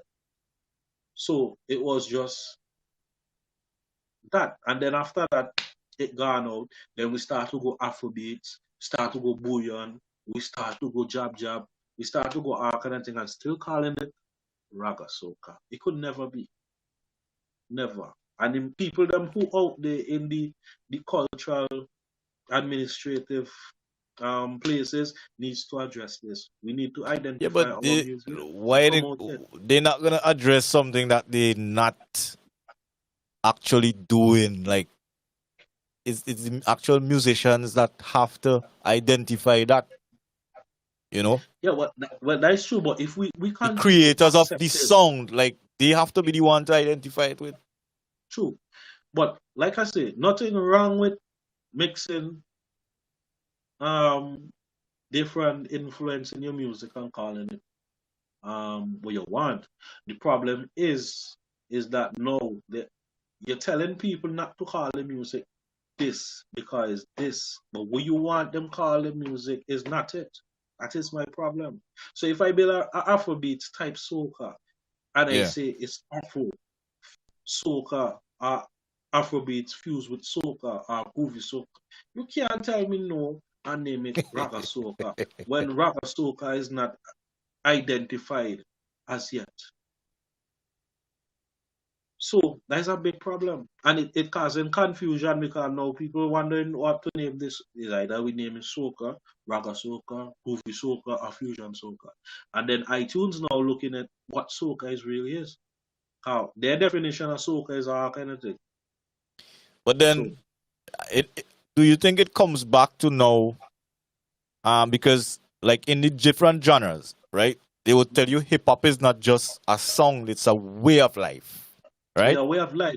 But So it's an hip-hop, everyday experience, hip hop, right? You live in it. hip-hop, you live in it. Dancehall is also like that, you know, because dancehall have a way of life, Yeah, but dancehall has transitioned over to many things. right? But it still have a way of life behind it. Right. When it comes to The soca now, the only genre that has never transitioned over to anything to change the definition of what it is reggae. right? Yeah, reggae. Reggae remains reggae. Reggae. It doesn't matter which year or time, you will identify reggae anyway. Right. Mm. So there hasn't been any kind of evolution of reggae No reggae. since. Listen to me. You could speed it up. You could add a little swag to it. Remember, reggae changed when Bob Marley started recording in England, where they start to put orchestral music inside of it, you know, Mm. violin and all them things. That is one evolution of reggae. I know. I don't think I could First time identify is any kind of violin in a reggae. no. Well, you will hear it. There's a lot of orchestral instruments in reggae. When not just Bob Marley, I'm talking about the time when Bob Marley went to these countries to perform. Oh, You know what I mean? After they brought him in the studio and thing, and they would add stuff to it to fill it up because reggae was just like any other band music. The guitar, the drum man, the bass, little backup vocals in the back, percussionist, and we rolling. so what you would say about soca now? Soca is not live instruments now. Soca, We have a lot soca of right now. sampling. Is like 80% but- sample right now. Yeah, but You don't even have a back vocalist even in a before. band, in a soca band right now. You don't even have a back Okay, but- vocalist. Like you don't.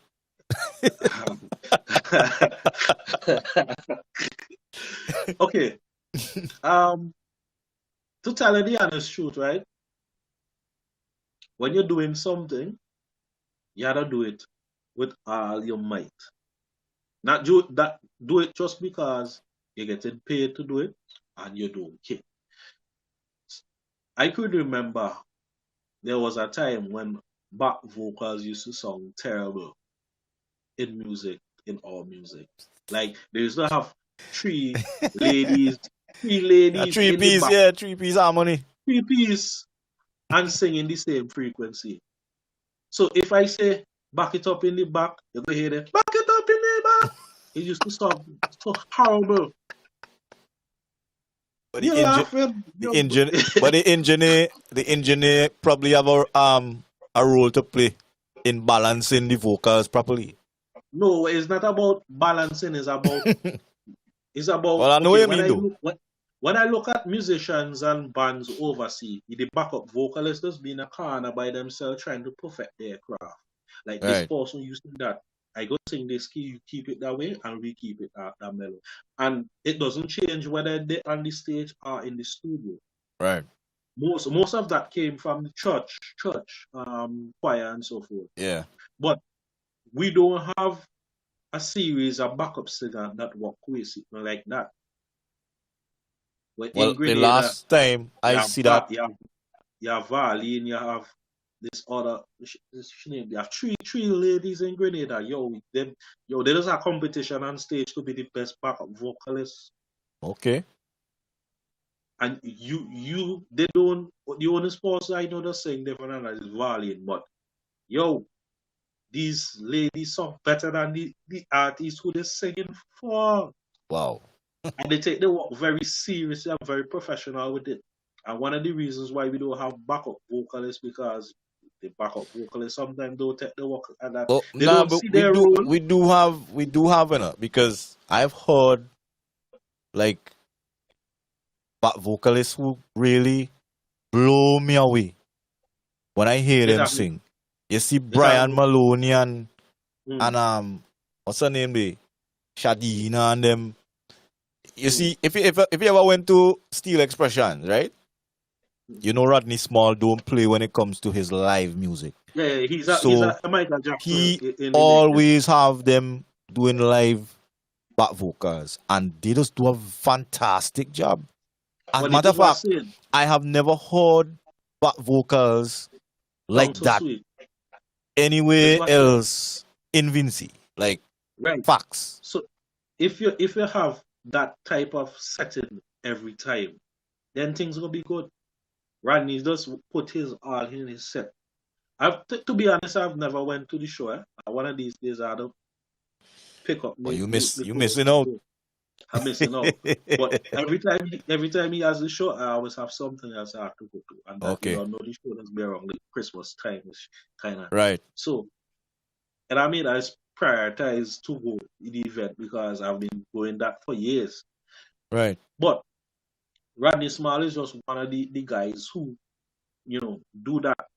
If we have everybody have that passion and dedication on stage, then we have no problem. But when you have people just hiring back vocalists because they hear them do a cover song on YouTube because there's a difference singing, following, and Yeah. singing live to backup. And it's one of the problems. Another thing, some of the backup vocalists do no range. Like they only know their voice. Let me tell you something. I just do backup vocals for all my artists, them, even if I don't have to. And sometimes I just go from top to bottom range. As a man, I try my best to sweeten. You know what I just do? I don't do it perfect, but I know what I'm looking for. So when I hire a backup vocalist, I expect that it's packaged. You know what I mean? Yeah. That's why I always try my best to hire Valin because when I send a song to Valin, I don't need to tell Valin what to do. Valin know her range, she know what works. She basically another producer on the song. Okay. So when you have people like that on stage, then everything good. When you have people like don't know nothing at all, it's very difficult. So that old school back it up, that vibe, I can't handle that. When you listen music from Trinidad, the backup vocals, them just sound like another production in a production. Yeah. You But know what I again, mean? there's places for that where people could actually develop, develop No. their craft. But we don't have No. much of that here. You basically have to go in a corner in your own time and try and basically help yourself to reach to the level of being a, Sometimes it all depends on how much you want things to happen. If you could find time to do stuff that are not necessarily to your development, you can find time to find stuff to your development. You know what I mean? It have so much artists that don't practice. Yeah. They like to come out and lime with one another, but when it comes to practice and work, there's a no show. I've seen that. That's why you see me don't lime too much. When people lime in, yeah, I walk in. You see my eye patches them, you see them black, no sleep. Boy. When people sleeping is when I walk in. That is one of the reasons why you see I could do what I could do today because I take what I do very seriously. I don't joke around. Remember I tell you I'm band man for life from music and that's how serious I am. So when you do it back vocals now and you don't play it like it's a side gig or a hobby or where I like, then you and me can't link. They have two Seeing. girls. They have two girls in St. Vincent right now that has a team that doing back vocals. They're very good vocally, but I hardly see them doing any practice. They're more linemen than practicing.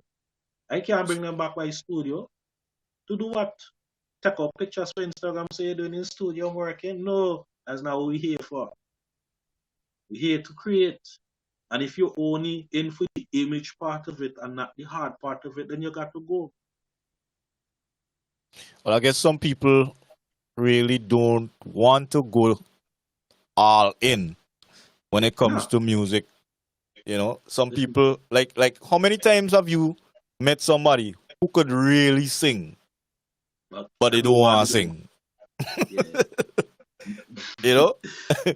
Mostly woman. and Mostly woman. yeah, most of the time is the females, and then Yeah. you Mostly know woman. you know want them to sing more than they want to sing. Yeah, and it's very You know, difficult to convince them because they're very shy. yeah, I've met one female boy, had the voice of everything, but she just don't have the drive of becoming an artist. It's basically no right, interest in it. okay, And I know if she walk in, she go produce some very good songs. yeah. You know what I mean? But she But just don't have the drive. has it been difficult to actually find talent that you see, you know, that they could actually have a fruitful career in music? Have you been able to spot that um in anybody recently? Recently, let me see. I could give you names. Sicko, Smart Circle, Lola. There's couple of spot talent in and give them the opportunity to do so. Yeah. You mean? Because And basically the names that you just named, I think all of them would have won some kind of title somehow, somewhere. exactly. Yeah. So Lola won First one female sofa rural, mona, yeah. right? First female Lee sofa Wood, winner. right, Sicko first virtual right, and Small Circle Sheldon Bass. right. So they all achieve something, which I'm proud of. Facts. Know what I mean? So sometimes you just have to just see it and just cultivate it when you see it. Because when I saw these individuals, they were already into music. Mhm. But the direction, I think the person with the most experience at the time was between Sicko and Lola. Okay. Because they were already into music. Small Circle was doing his thing. He was doing videos and things, which was very good. I've noticed a couple of videos come across Facebook, like some Mm. R&B stuff and so forth. And I've messaged him and say, like, what you doing and so forth. He said, he trying a music thing. I say, all Yeah. right, cool. Let me walk. You understand? And then, yo, just like I tell him, man, come down, the man, reach the all you. No, he go come late. But reach all in the movie. You know what I mean? And it shows me that he was interested and he was, even though the time he wasn't ready, I could tell you he wasn't ready. He didn't Yeah. have the experience on stage and so forth, but I still tough it out with him. All the mishaps and things, we just let us slide and we continue walking. Sicko, the same thing. He was not perfect. He Seeing. was not stage ready. You know what I mean? The first time Sicko sang on stage, and they lose the throat. Wow. They lose the throat. He say, come back and tell me, boy, I feel like I want dead. But, you know what I mean? This experience. And now, the man flexible up on stage, the man who know chop a 1 foot and swing by the left and right and take. So, Yeah, man. it's all about, I think, one of the biggest problem that we have as producers, we don't want to go to the hardship with artists. We are a ready-made artists, like artists who don't fit and ready. Yeah. I enjoy, let me tell you, I enjoy working with artists from scratch, which are terrible, and grooming them into something. I feel joy doing that. Because I know what I'm doing, what I'm contributing. Seeing. And back then, mostly all the artists I boss was not established artists. Okay. Because when I started producing, I wanted to originally wanted to give artists a platform to do music without downloading YouTube beats to do it. Call an artist used to sing from YouTube beats, like download it and then do a song and then call it their song. Yeah, that was it. Okay. So let me talk about getting your music marketed now. Because we know now that the music industry it changed. You know, it has changed drastically because Big time. the way how music used to be distributed is not so now. Everything now is streaming. You talk about a lot of streaming platforms, the iTunes, the Spotify. Right now, if your music not on Spotify, you ain't an artist. Yeah, but that's just half the work. You know? That's just half the work. It's easy to get it on Spotify. That's 1, 2, 3. Marketing it. No, it is. It used to be difficult. Let me say from 2010, we wasn't really able to. Well, I'm talking about locals. We wasn't really able to put our stuff on them platforms yet. You know. So, but the marketing aspect now, how difficult is that? As a producer to focus on marketing the same set song that you put in all this work to have the final product. What is the work like now putting into getting this song marketed now? It can be very, very difficult, especially. And how costly is it? How costly is it? It could be costly and it could not cost you at the same time. It's sometimes luck and chance. You could put in a lot of money into a song and it doesn't give you any returns. And there's a song that you don't put money into and brings a lot. So you have to analyze what the target where you're looking for and test the waters. Try different things. Try stuff out the box. Try move with social media wave. As much as I hate TikTok, TikTok is a very good marketing tool right now. If your song ain't on TikTok, it ain't nothing. It ain't going to reach nowhere. Yeah. TikTok is a very, very good tool. I think we should utilize it a little bit more. What I would like artists and producers out there, if you're listening, listen. It have dancers in Vinci. Other than paying Facebook money to sponsor your song every day for your fake views and fake responses, hire some dancers that who are doing stuff and let them promote your music by doing dance videos. And insane dancers, good option. Yeah. They're doing a very good job right now. Hire them. So it go back to proper networking with some of these, because some of these dancers have very big following. You mean they have more following than me?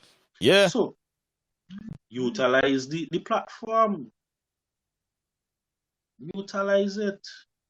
The people them they doing this stuff on Instagram, they're getting good reaction from people all over. Utilize the platform.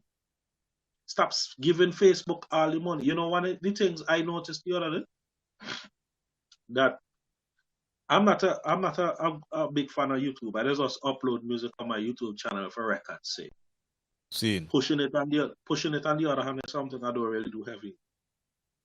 Right? Yeah, man, take reviews for me. YouTube? Upload, yeah. That man take like 200 or 300 views for me. And they post it on Facebook. And they post it on Facebook one time. I release it the night. And I screenshot it to tell people the music on YouTube. Right. And in the morning when I checked the YouTube, I noticed the views was not the same. When I checked the post, it was more on the post. So right. I asked my distributor what's going on. And they say something about YouTube. If somebody click on the page for too long or too much, like it's a duplicate or something like that. And okay. Also, don't count as views. One person can't click more than once. Right. But there's another reason, which is very stupid, if I might add.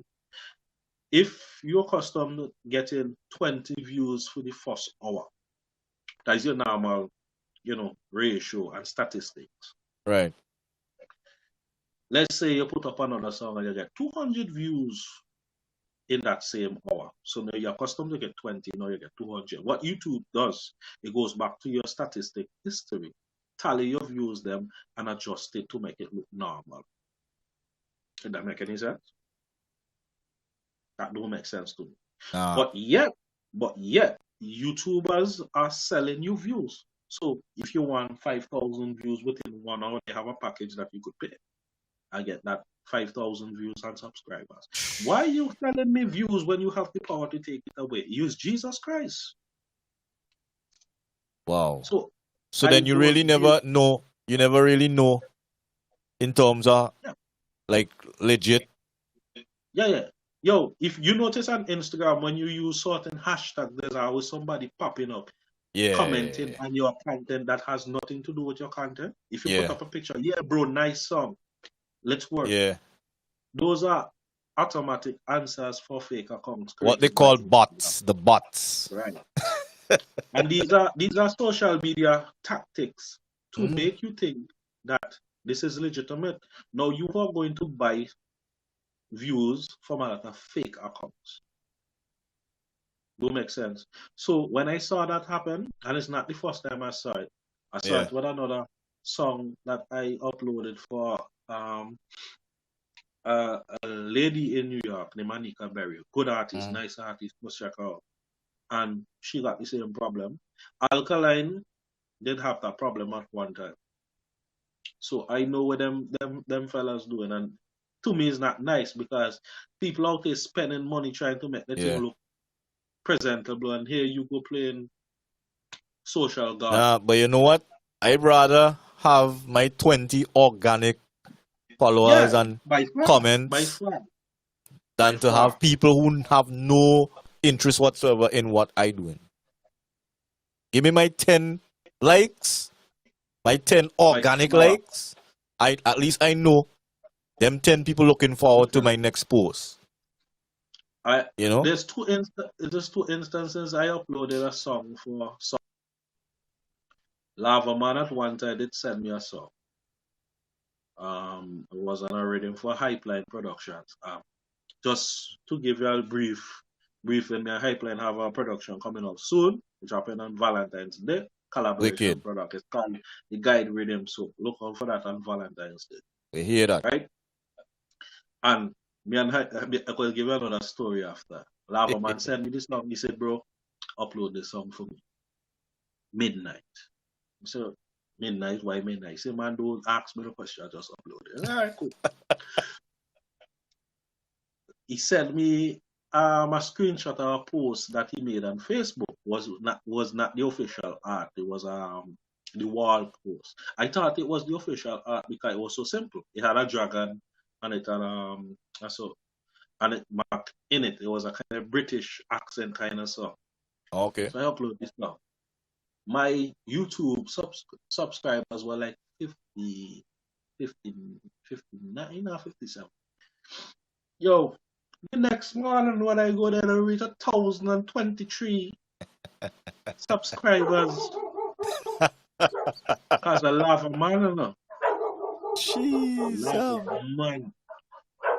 Yo, I said, like, I check my account. This can't be my account because I had 50 something subscribers for almost 5 years, and here comes Lava Man. Boom. 1,020 something subscribers, and then beyond Hypeline got in conflict the next day because Hypeline that sent me a message and told me to take it down because they probably was doing exclusive release on their channel. Okay. So I said, well, I didn't know who he was at the time. So I didn't know he was the producer of the song until he explained to me after.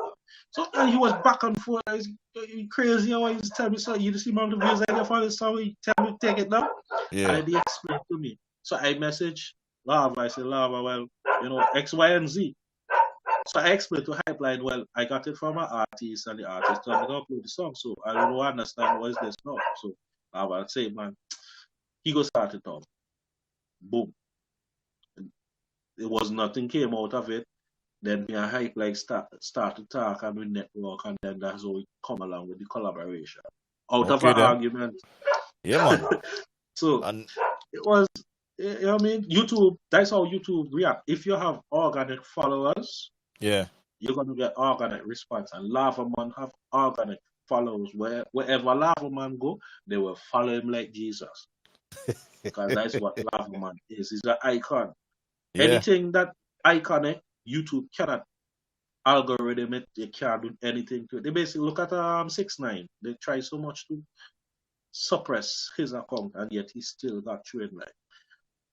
Organic is the way to go. Must. Trust me. Yeah. All right. Well, we're gonna get to this new music, boy. We've been here a while. But you know, this is good. This is good for our platform because nobody can tell we, you know, it's a time. This is our time, our place. Our time So to shine. we up late. This is what we do. Yeah. I like them time. Them time is when I just walk in it.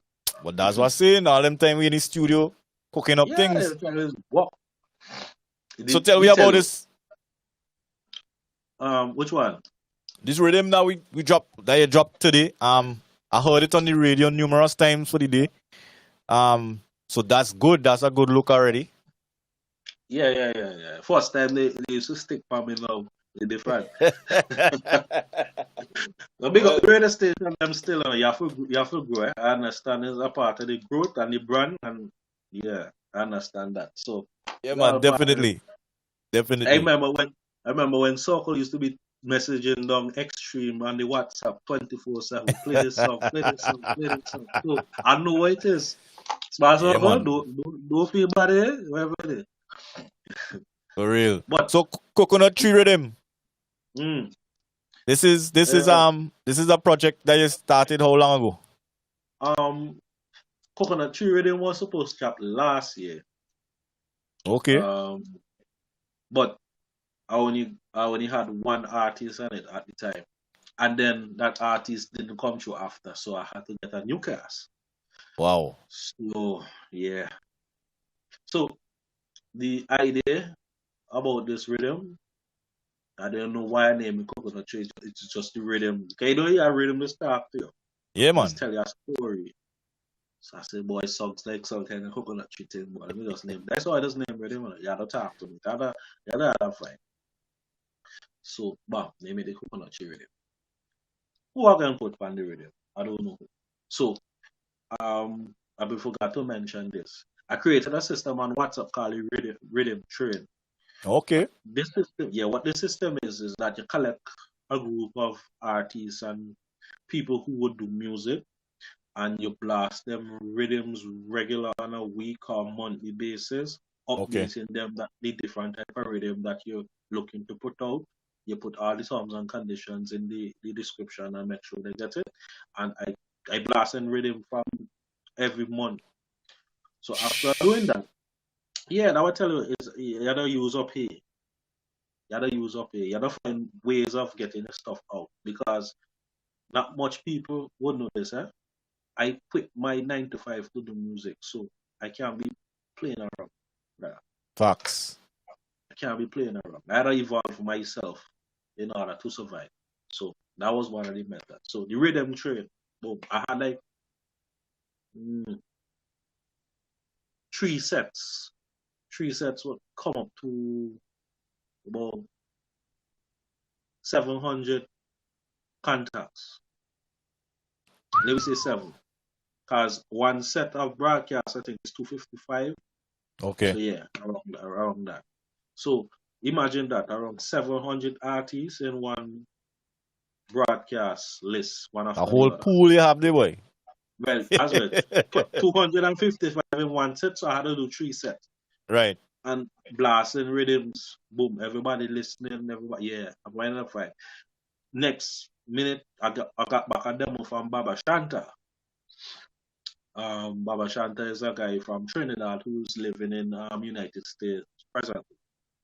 and he sent back a voice note for me. He said in the heat, we go live in the cold. He asked me how that song. I said that song, all right. I need to hear the rest. He said he go work on it. Boom. Okay. Then he went to the studio, went to Mr. Lion, big up Mr. Lion, wherever they big up yourself, recorded the song, and then brought in One Voice, which is another artist as well, but One Voice, I think, is from Grenada. But they all live in United States, you know, Okay. And then they did the recording, then they send it to us. Start the mixing, send it back to Baba, he like it, boom. Put that project on the shelf. We're looking for another artist. Next artist at the time was Mandela. Mandela has a studio home, so it was 1, 2, 3 for Mandela. Right. Then on the vocals, send it back to me. We approve it, boom, put it on the shelf. Then I was going to release the rhythm with just 2 artists until Magical came out. Magical said, boy, I want to try something else different because, you know what I mean? I want people to see the different side. I mean, not just as a power man, but right. Show some versatility now. Yeah, some versatility. I say, you sure? Cause you sound like a rocker, man. I say, man, we go make it work. I say, all right. Boom. He come in. He do his thing. Not bad. Not bad. He made good ways with the rhythm. Okay. Mix it, send it back to him, like it. He said, man, you make it sound good, man. I say, yeah, man. Then, Javed Ruse. I think Javed is his cousin. Yeah. Family. All the rhythm. Yeah. All the rhythm, and say he has a song, and you go like. So that's how I get that one now. Boom. And that was it. Rhythm right there. So that's it there. Yeah. Coconut tree. Yeah. Well, we gotta give them a taste because I mean, for the folks on them who ain't hear it yet, and maybe listening right now, watching us on Vstream platform, we're talking with super producer Huntta Flow, you know, straight out of St. Vincent, and it's been good chatting with you for over 2 hours now. Yeah, man, I like talking so. Nah, this is where we watch me. We don't get to do this. We don't get to do this often enough, bro. You know what I mean? So this is why we are the platform where we could share with music and share with journey. You know? Yeah. And the fans and them could interact with we too. Most of them stuff what I spoke about. Man ain't know about them things. So man ain't know about them things. For real. I have to big up Evrod. Evrod is locked on Facebook right now. Yeah, Evrod, let me do the boy that the social media. Evrod, bro, big up yourself. Yeah, always push my music. Yeah, James man. Douglas as well. Yeah. These 2 guys, perfect, boy. Big up Ice Kid too. My brethren that. Easy Stanton. Well, Slick been on here. So Slick. Baba Shanta. Baba, that's the artist right there, man. Yeah, man. And London Ice is on too. Big up yourself, London Ice. Yeah, man. So we gotta get to the music. You know what I mean? So, well, Collection is I believe is going to be recognized as one of the first female producers coming out of Vinci. She on here too. And laugh with their Magical. Magical, me how you know her. I just, it's a straightforward man. Yo. You did a very good job. Big up Maggie, yo. Well, we're going to get into the music. We here. Let me get line up here. Yeah, man, acting. So, we are we knock first. You the DJ. Let me go with Maggie. All right. So, because Maggie has a video out right now, the video dropped today as well. The video dropped today. I'll go over on YouTube. So this one is called System, right? Let me check it out. Brand new on the Coconut Tree Rhythm, produced by Huntta Flow, inside Vstream right now.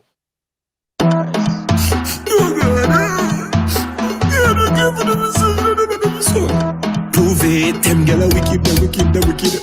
Them girl are wicked bad. Not red woman alone. Woman in general will say the man. Baby, love it to my heart. She said she love me too, she's so old. Nobody else can be in chest. You might just you alone. When me touch her back again, she said that make it feel good. And she touch one man, and that mash up me soul. You shut down me system. You make me care function good. Kind of the thing, I want me. Brand new on the coconut tree rhythm. Keep the wicked. Them girl are wicked. Magical. Not red woman alone. Woman in general will say the man. Baby, love it to my heart. She said she love me too, she's so old. Nobody else can be in chest. You might just you alone. When me touch her back again, she said that make it feel good. And she touch one man, and that mash up me soul. You shut down me system. You make me care function good. You make me care function good. You shut down me system. You make me care function good. You make me care function good. You make me care sleep, without me. Make me care eat, without me. Make me care take, without me. Without me, yes, without me. Pop black, Mr. Blink, without me. And for those of you who don't know, this song is about horn. It's a serious horn the man get, yo. You need to go check the video to find out what the man really talking about, what the man going through.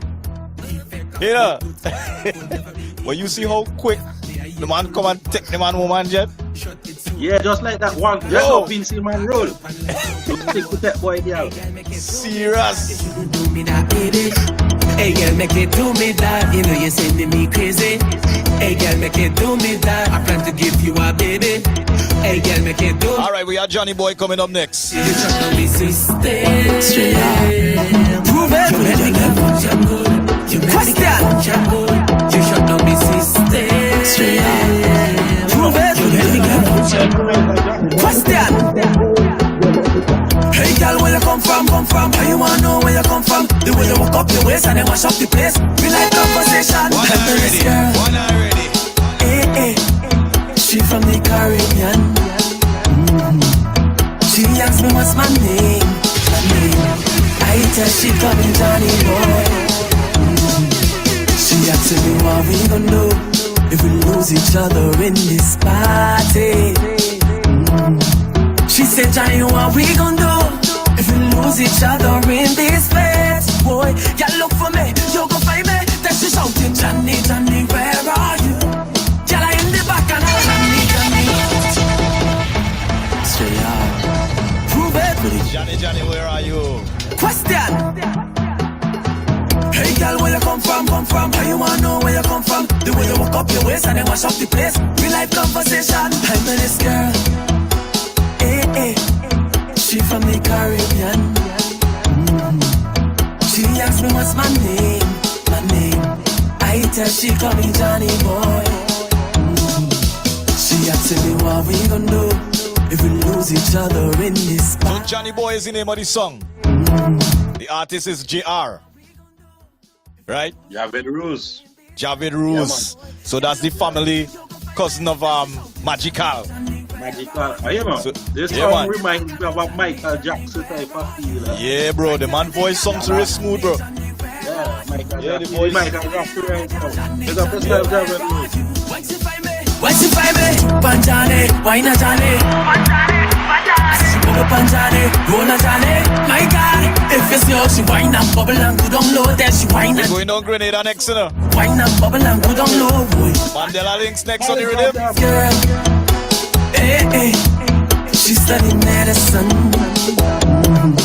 She asking me what are my symptoms. I tell she I addicted to the back I doing it, I playing mass, I working girl, I drinking rum. I meet African woman in England. She name is Kawin. She want to come to Grenada. She on a lot about the shop down there. I bring her down quick. Oh God, why you couldn't stick? As soon as the mass start, I dabba in full black. The officer walk up to me, say boy you can't do that. While the jab shooking fig in saltfish like Frisco Sprat. No you want to arrest me, say boy you is a fool that. Anything them police say, jab don't need to be that. I doing it, I playing mad.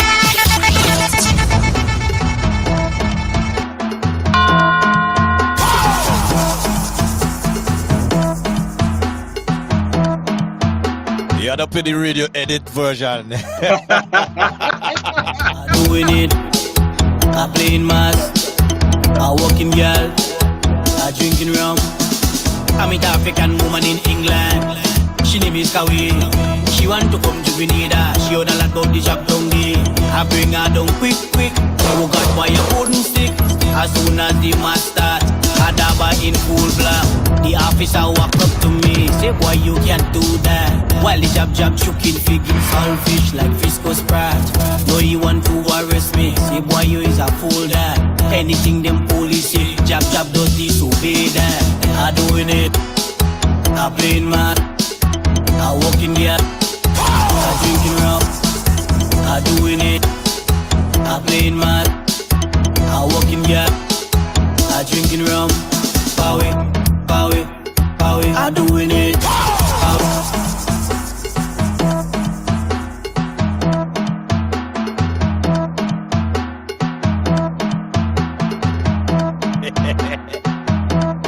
Yeah, man. Danny John B. You forgot one more. Well, Baba Shanta. Baba Shanta. Wait. Hold on.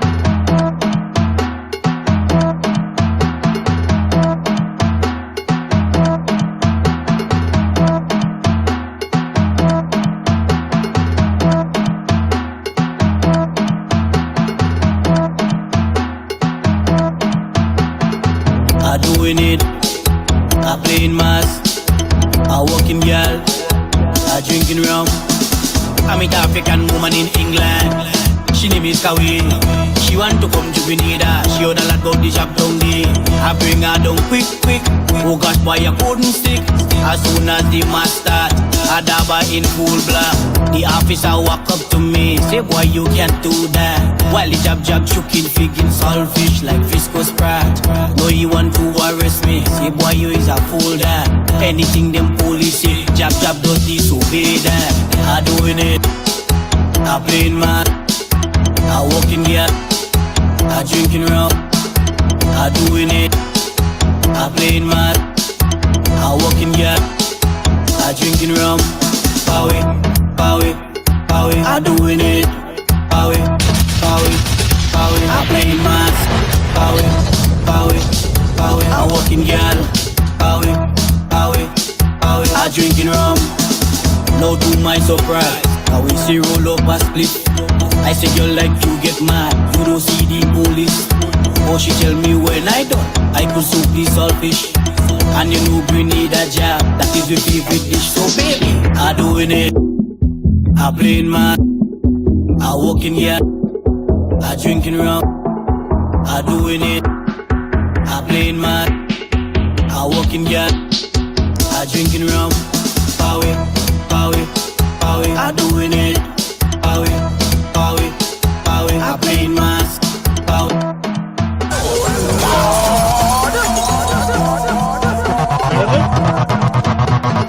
I doing it. I playing mask. I gotta go back in my email, boy. Like I miss a song there. I gotta go back in the email. send it to you. I send it to you. Alright, Steve. Yeah. But overall, you know, we loving this song. We loving the rhythm.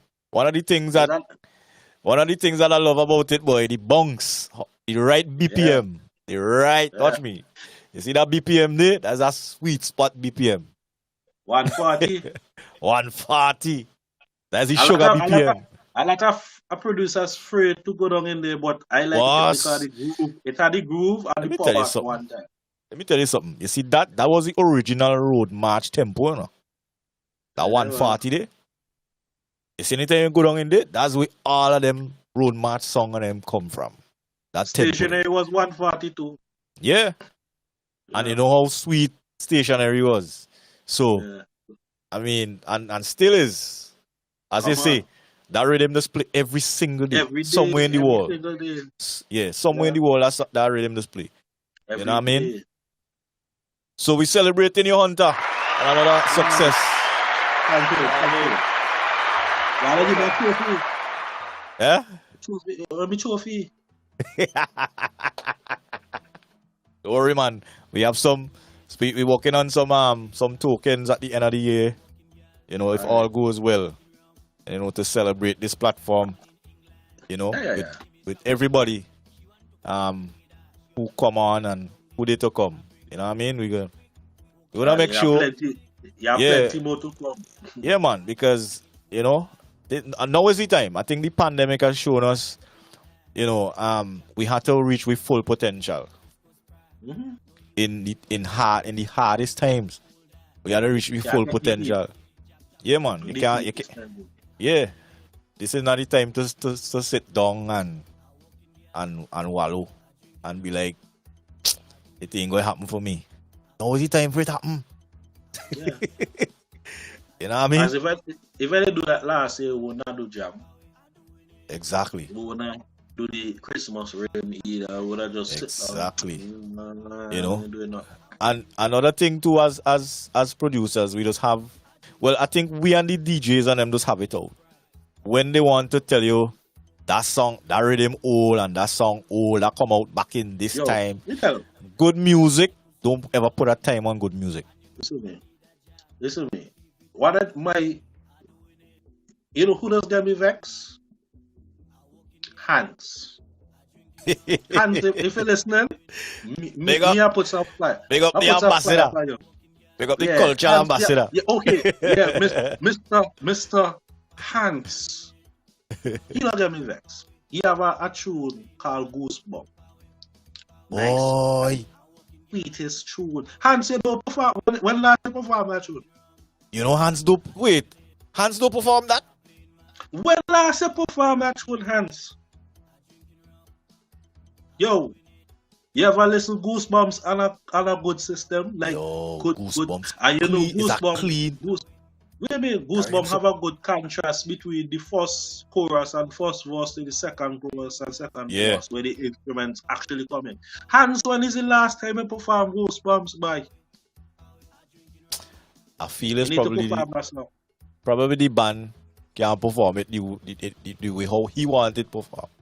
Because sometimes, you know, artists just have songs that have an identity of its own. It have a, you know, and sometimes musicians don't really catch it. Two. Next one. And I have alone get a lyrics to that. Problem Child. When last you perform Virginia?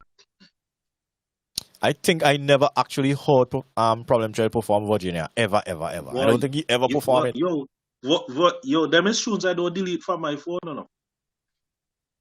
I don't delete them tunes. But Virginia is one tune that I always stick with. Them who don't know what Virginia is, or what Virginia is, will probably wait, you actually send me that, email me that song? Yes, sometime last year. Yes, I was like, I was hearing people playing it, so I said, I was like, wait, I wonder why Huntta sent me this song, boy.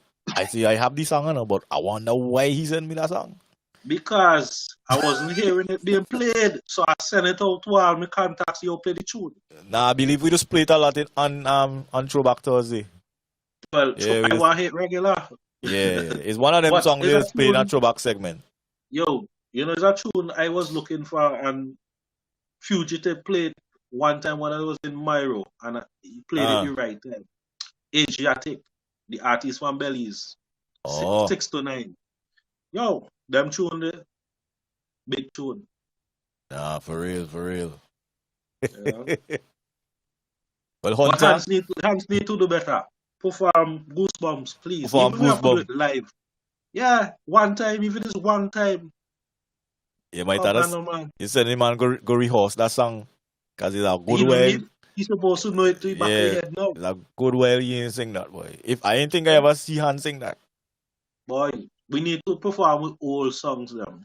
We need to perform them. We need to Yo, I just be doing meme videos with all my old songs and plus other people's old songs. I did one with Goosebumps yesterday or the day before. Yeah. And that is the thing that is gonna make a lot of songs that people thought died resurrect, you know? I did one for Winston Soso for Choco Loco. Yo, if you see how sweet the video and that song came together. And I think now is the right time for all them songs to get recognized because they That's identify with the modern expression. Like all them yeah, Chocoloco video and yeah. thing. A second one for Chocolate, I did for bad minded. Though some people I bad see mind. that, Yo, yeah, I saw that one. I saw that one. That one man, crazy. you watch how That the the music doing so well with the platform. yeah, Come, let we use the devices, them, no man. facts. Yeah, let we use But the devices, them. in terms of performances now, what do you think we should do? I mean, there's a lot of talk about virtual shows and thing. And I know, as they say, carnival won't happen. But Mm. you know, not just carnival, but should we have more virtual events where the As far artists as get to still perform? Because right now Trinidad have virtual performances almost like I see we them can't, every day. You know, we I see can't them run every from it. day. We can't run from it. Virtual event will be a thing until Hmm. this pandemic thing has reached to a point where we could come back outside again. It will actually become the norm. Yeah, well, it is becoming the norm. Yeah, Virtual events right now, you got to get with it. There's no way around it. It's either you in it to win it or you yeah. don't. You know what I mean? All over, virtual events are happening. Okay, Just now, you might hear Carnival is to be played at home. Buy your costume, set up a setup in bro, front of the TV, and just wind up. that's what coming to. That is what coming to. And you see, it's so ironic now that a lot of people don't like connection with people. They don't like, the idea of being around people. Mm, But now that you're disconnected from people, you're feeling the downfall, right? right. Right now. Like for first time days, certain people don't visit certain families and things because they're either too busy at work or doing Yep, this and yep. doing that. Now you can't connect with them because you have to stay. You're behind a yard. Yeah, man, phone getting hot now. Wow. Yo, but like how I done leave my 9 to 5 and started to work from home, it never affected me in any Yeah, you kind of because don't home have I a was head start. working. Yeah, Yeah, it's home I working from. So when the whole pandemic thing place closed down, shut down, I still working. Man right. asked me why I working for. Yeah, you think closes? No, that's what custom do. I had book I had work from outside, what I was still doing. I working with a group called Ransom Entertainment. Taller than big up yourself and the whole team, Isaac, everybody. Ransom Entertainment, nice group out in New York right now. We're doing it, building Okay, a vibe right now. So when we gonna do nothing, we have to do something. scene. Yeah. Yeah, man. So Well, Hunter, I want to thank you for coming through on the platform tonight. I appreciate, Episode man. two. It's a pleasure. Yeah, man. It was a vibe. You know what I mean? And continue to do your thing and strive for excellence. Yeah, You know what I man. mean? Thank you so much for the contribution that you've been making over the years. As a creator, a person who help a lot of youngsters too. You know what I mean? Reach Yeah. the goals and head in for the dreams. You know what I mean? You Yeah. get them that platform. Sometimes it's not all about money. I know sometimes Yo, we as producers, once we see talent, see it really doesn't me. come down to Right? money. It's about actually knowing that yes, this person is not going to disappoint you when you invest in them. You know what I Yo, mean? And they actually gonna help somebody down the road too. I You know what never I mean? in my journey being a producer when I started out. The official date was 2008, but Yeah. I practiced during all that time till 2014. So Wow. from 2014, 15 was not making no dollars. Everything Right. was just, putting energy out in the atmosphere. It's around 2017, 2018 when I start to make money Right. And, because I've done so much already, done develop, and that was it. So it's not always about money. Sometimes the situation might prevent you from doing something called financial Yeah. block, but it's not all about money. Sometimes you see somebody with a talent and you know if a fact if you give that person the opportunity to do what they do, they're gonna do well. So Yeah. you know The what I money mean? going come, you know. The money going come eventually. Yeah, You know. go, But you go have to eventually, trust. but You have to you gonna trust the have to process. sacrifice a lot. Yeah, plenty. Plenty. In A the lot. oldies, real sacrifice are me. You know what I mean? As you say, them blocks around your eye, you know, gonna pay It's off. an indication. You know, they gonna It's pay an off. indication. Yeah. So, well, thanks again for coming Yeah, on man. this stream, yo. You know what I Oh, mean? man, the Tell the people pleasure them, being here. tell the people them where they could find you on social media and also where you could stream your music. Well, streaming and everything. Anything streamable, music did it. You know, you All gotta have an online artist that streaming says, platforms. all on nothing left unturned. Right? Instagram is at Hunterflow_productions. I have two accounts, Hunterflow and Right? one with _production. Twitter, just Hunterflow. Facebook, I have a official page which is Hunterflow Production, and my personal page where I talk all kind of Vinton Olivier. Yeah, we That know ain't that. for music. That is for bacchanal. If you don't like Yeah. bacchanal, do come over there. You need to go on that page. For real, for real. Real bacchanal, let's be over there. Real bacchanal.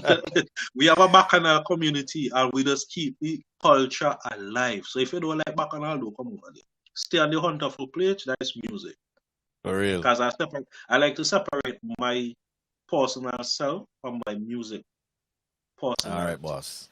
I've been doing that very well because I find it humbles me in a kind of sense. As I don't True. want me ego, because my ego does fight. Tell you the honest truth. And the ego does fight. So I don't want it to overcome me. So I try to humble myself. True. I don't go certain shows because the ego. You don't know the ego go.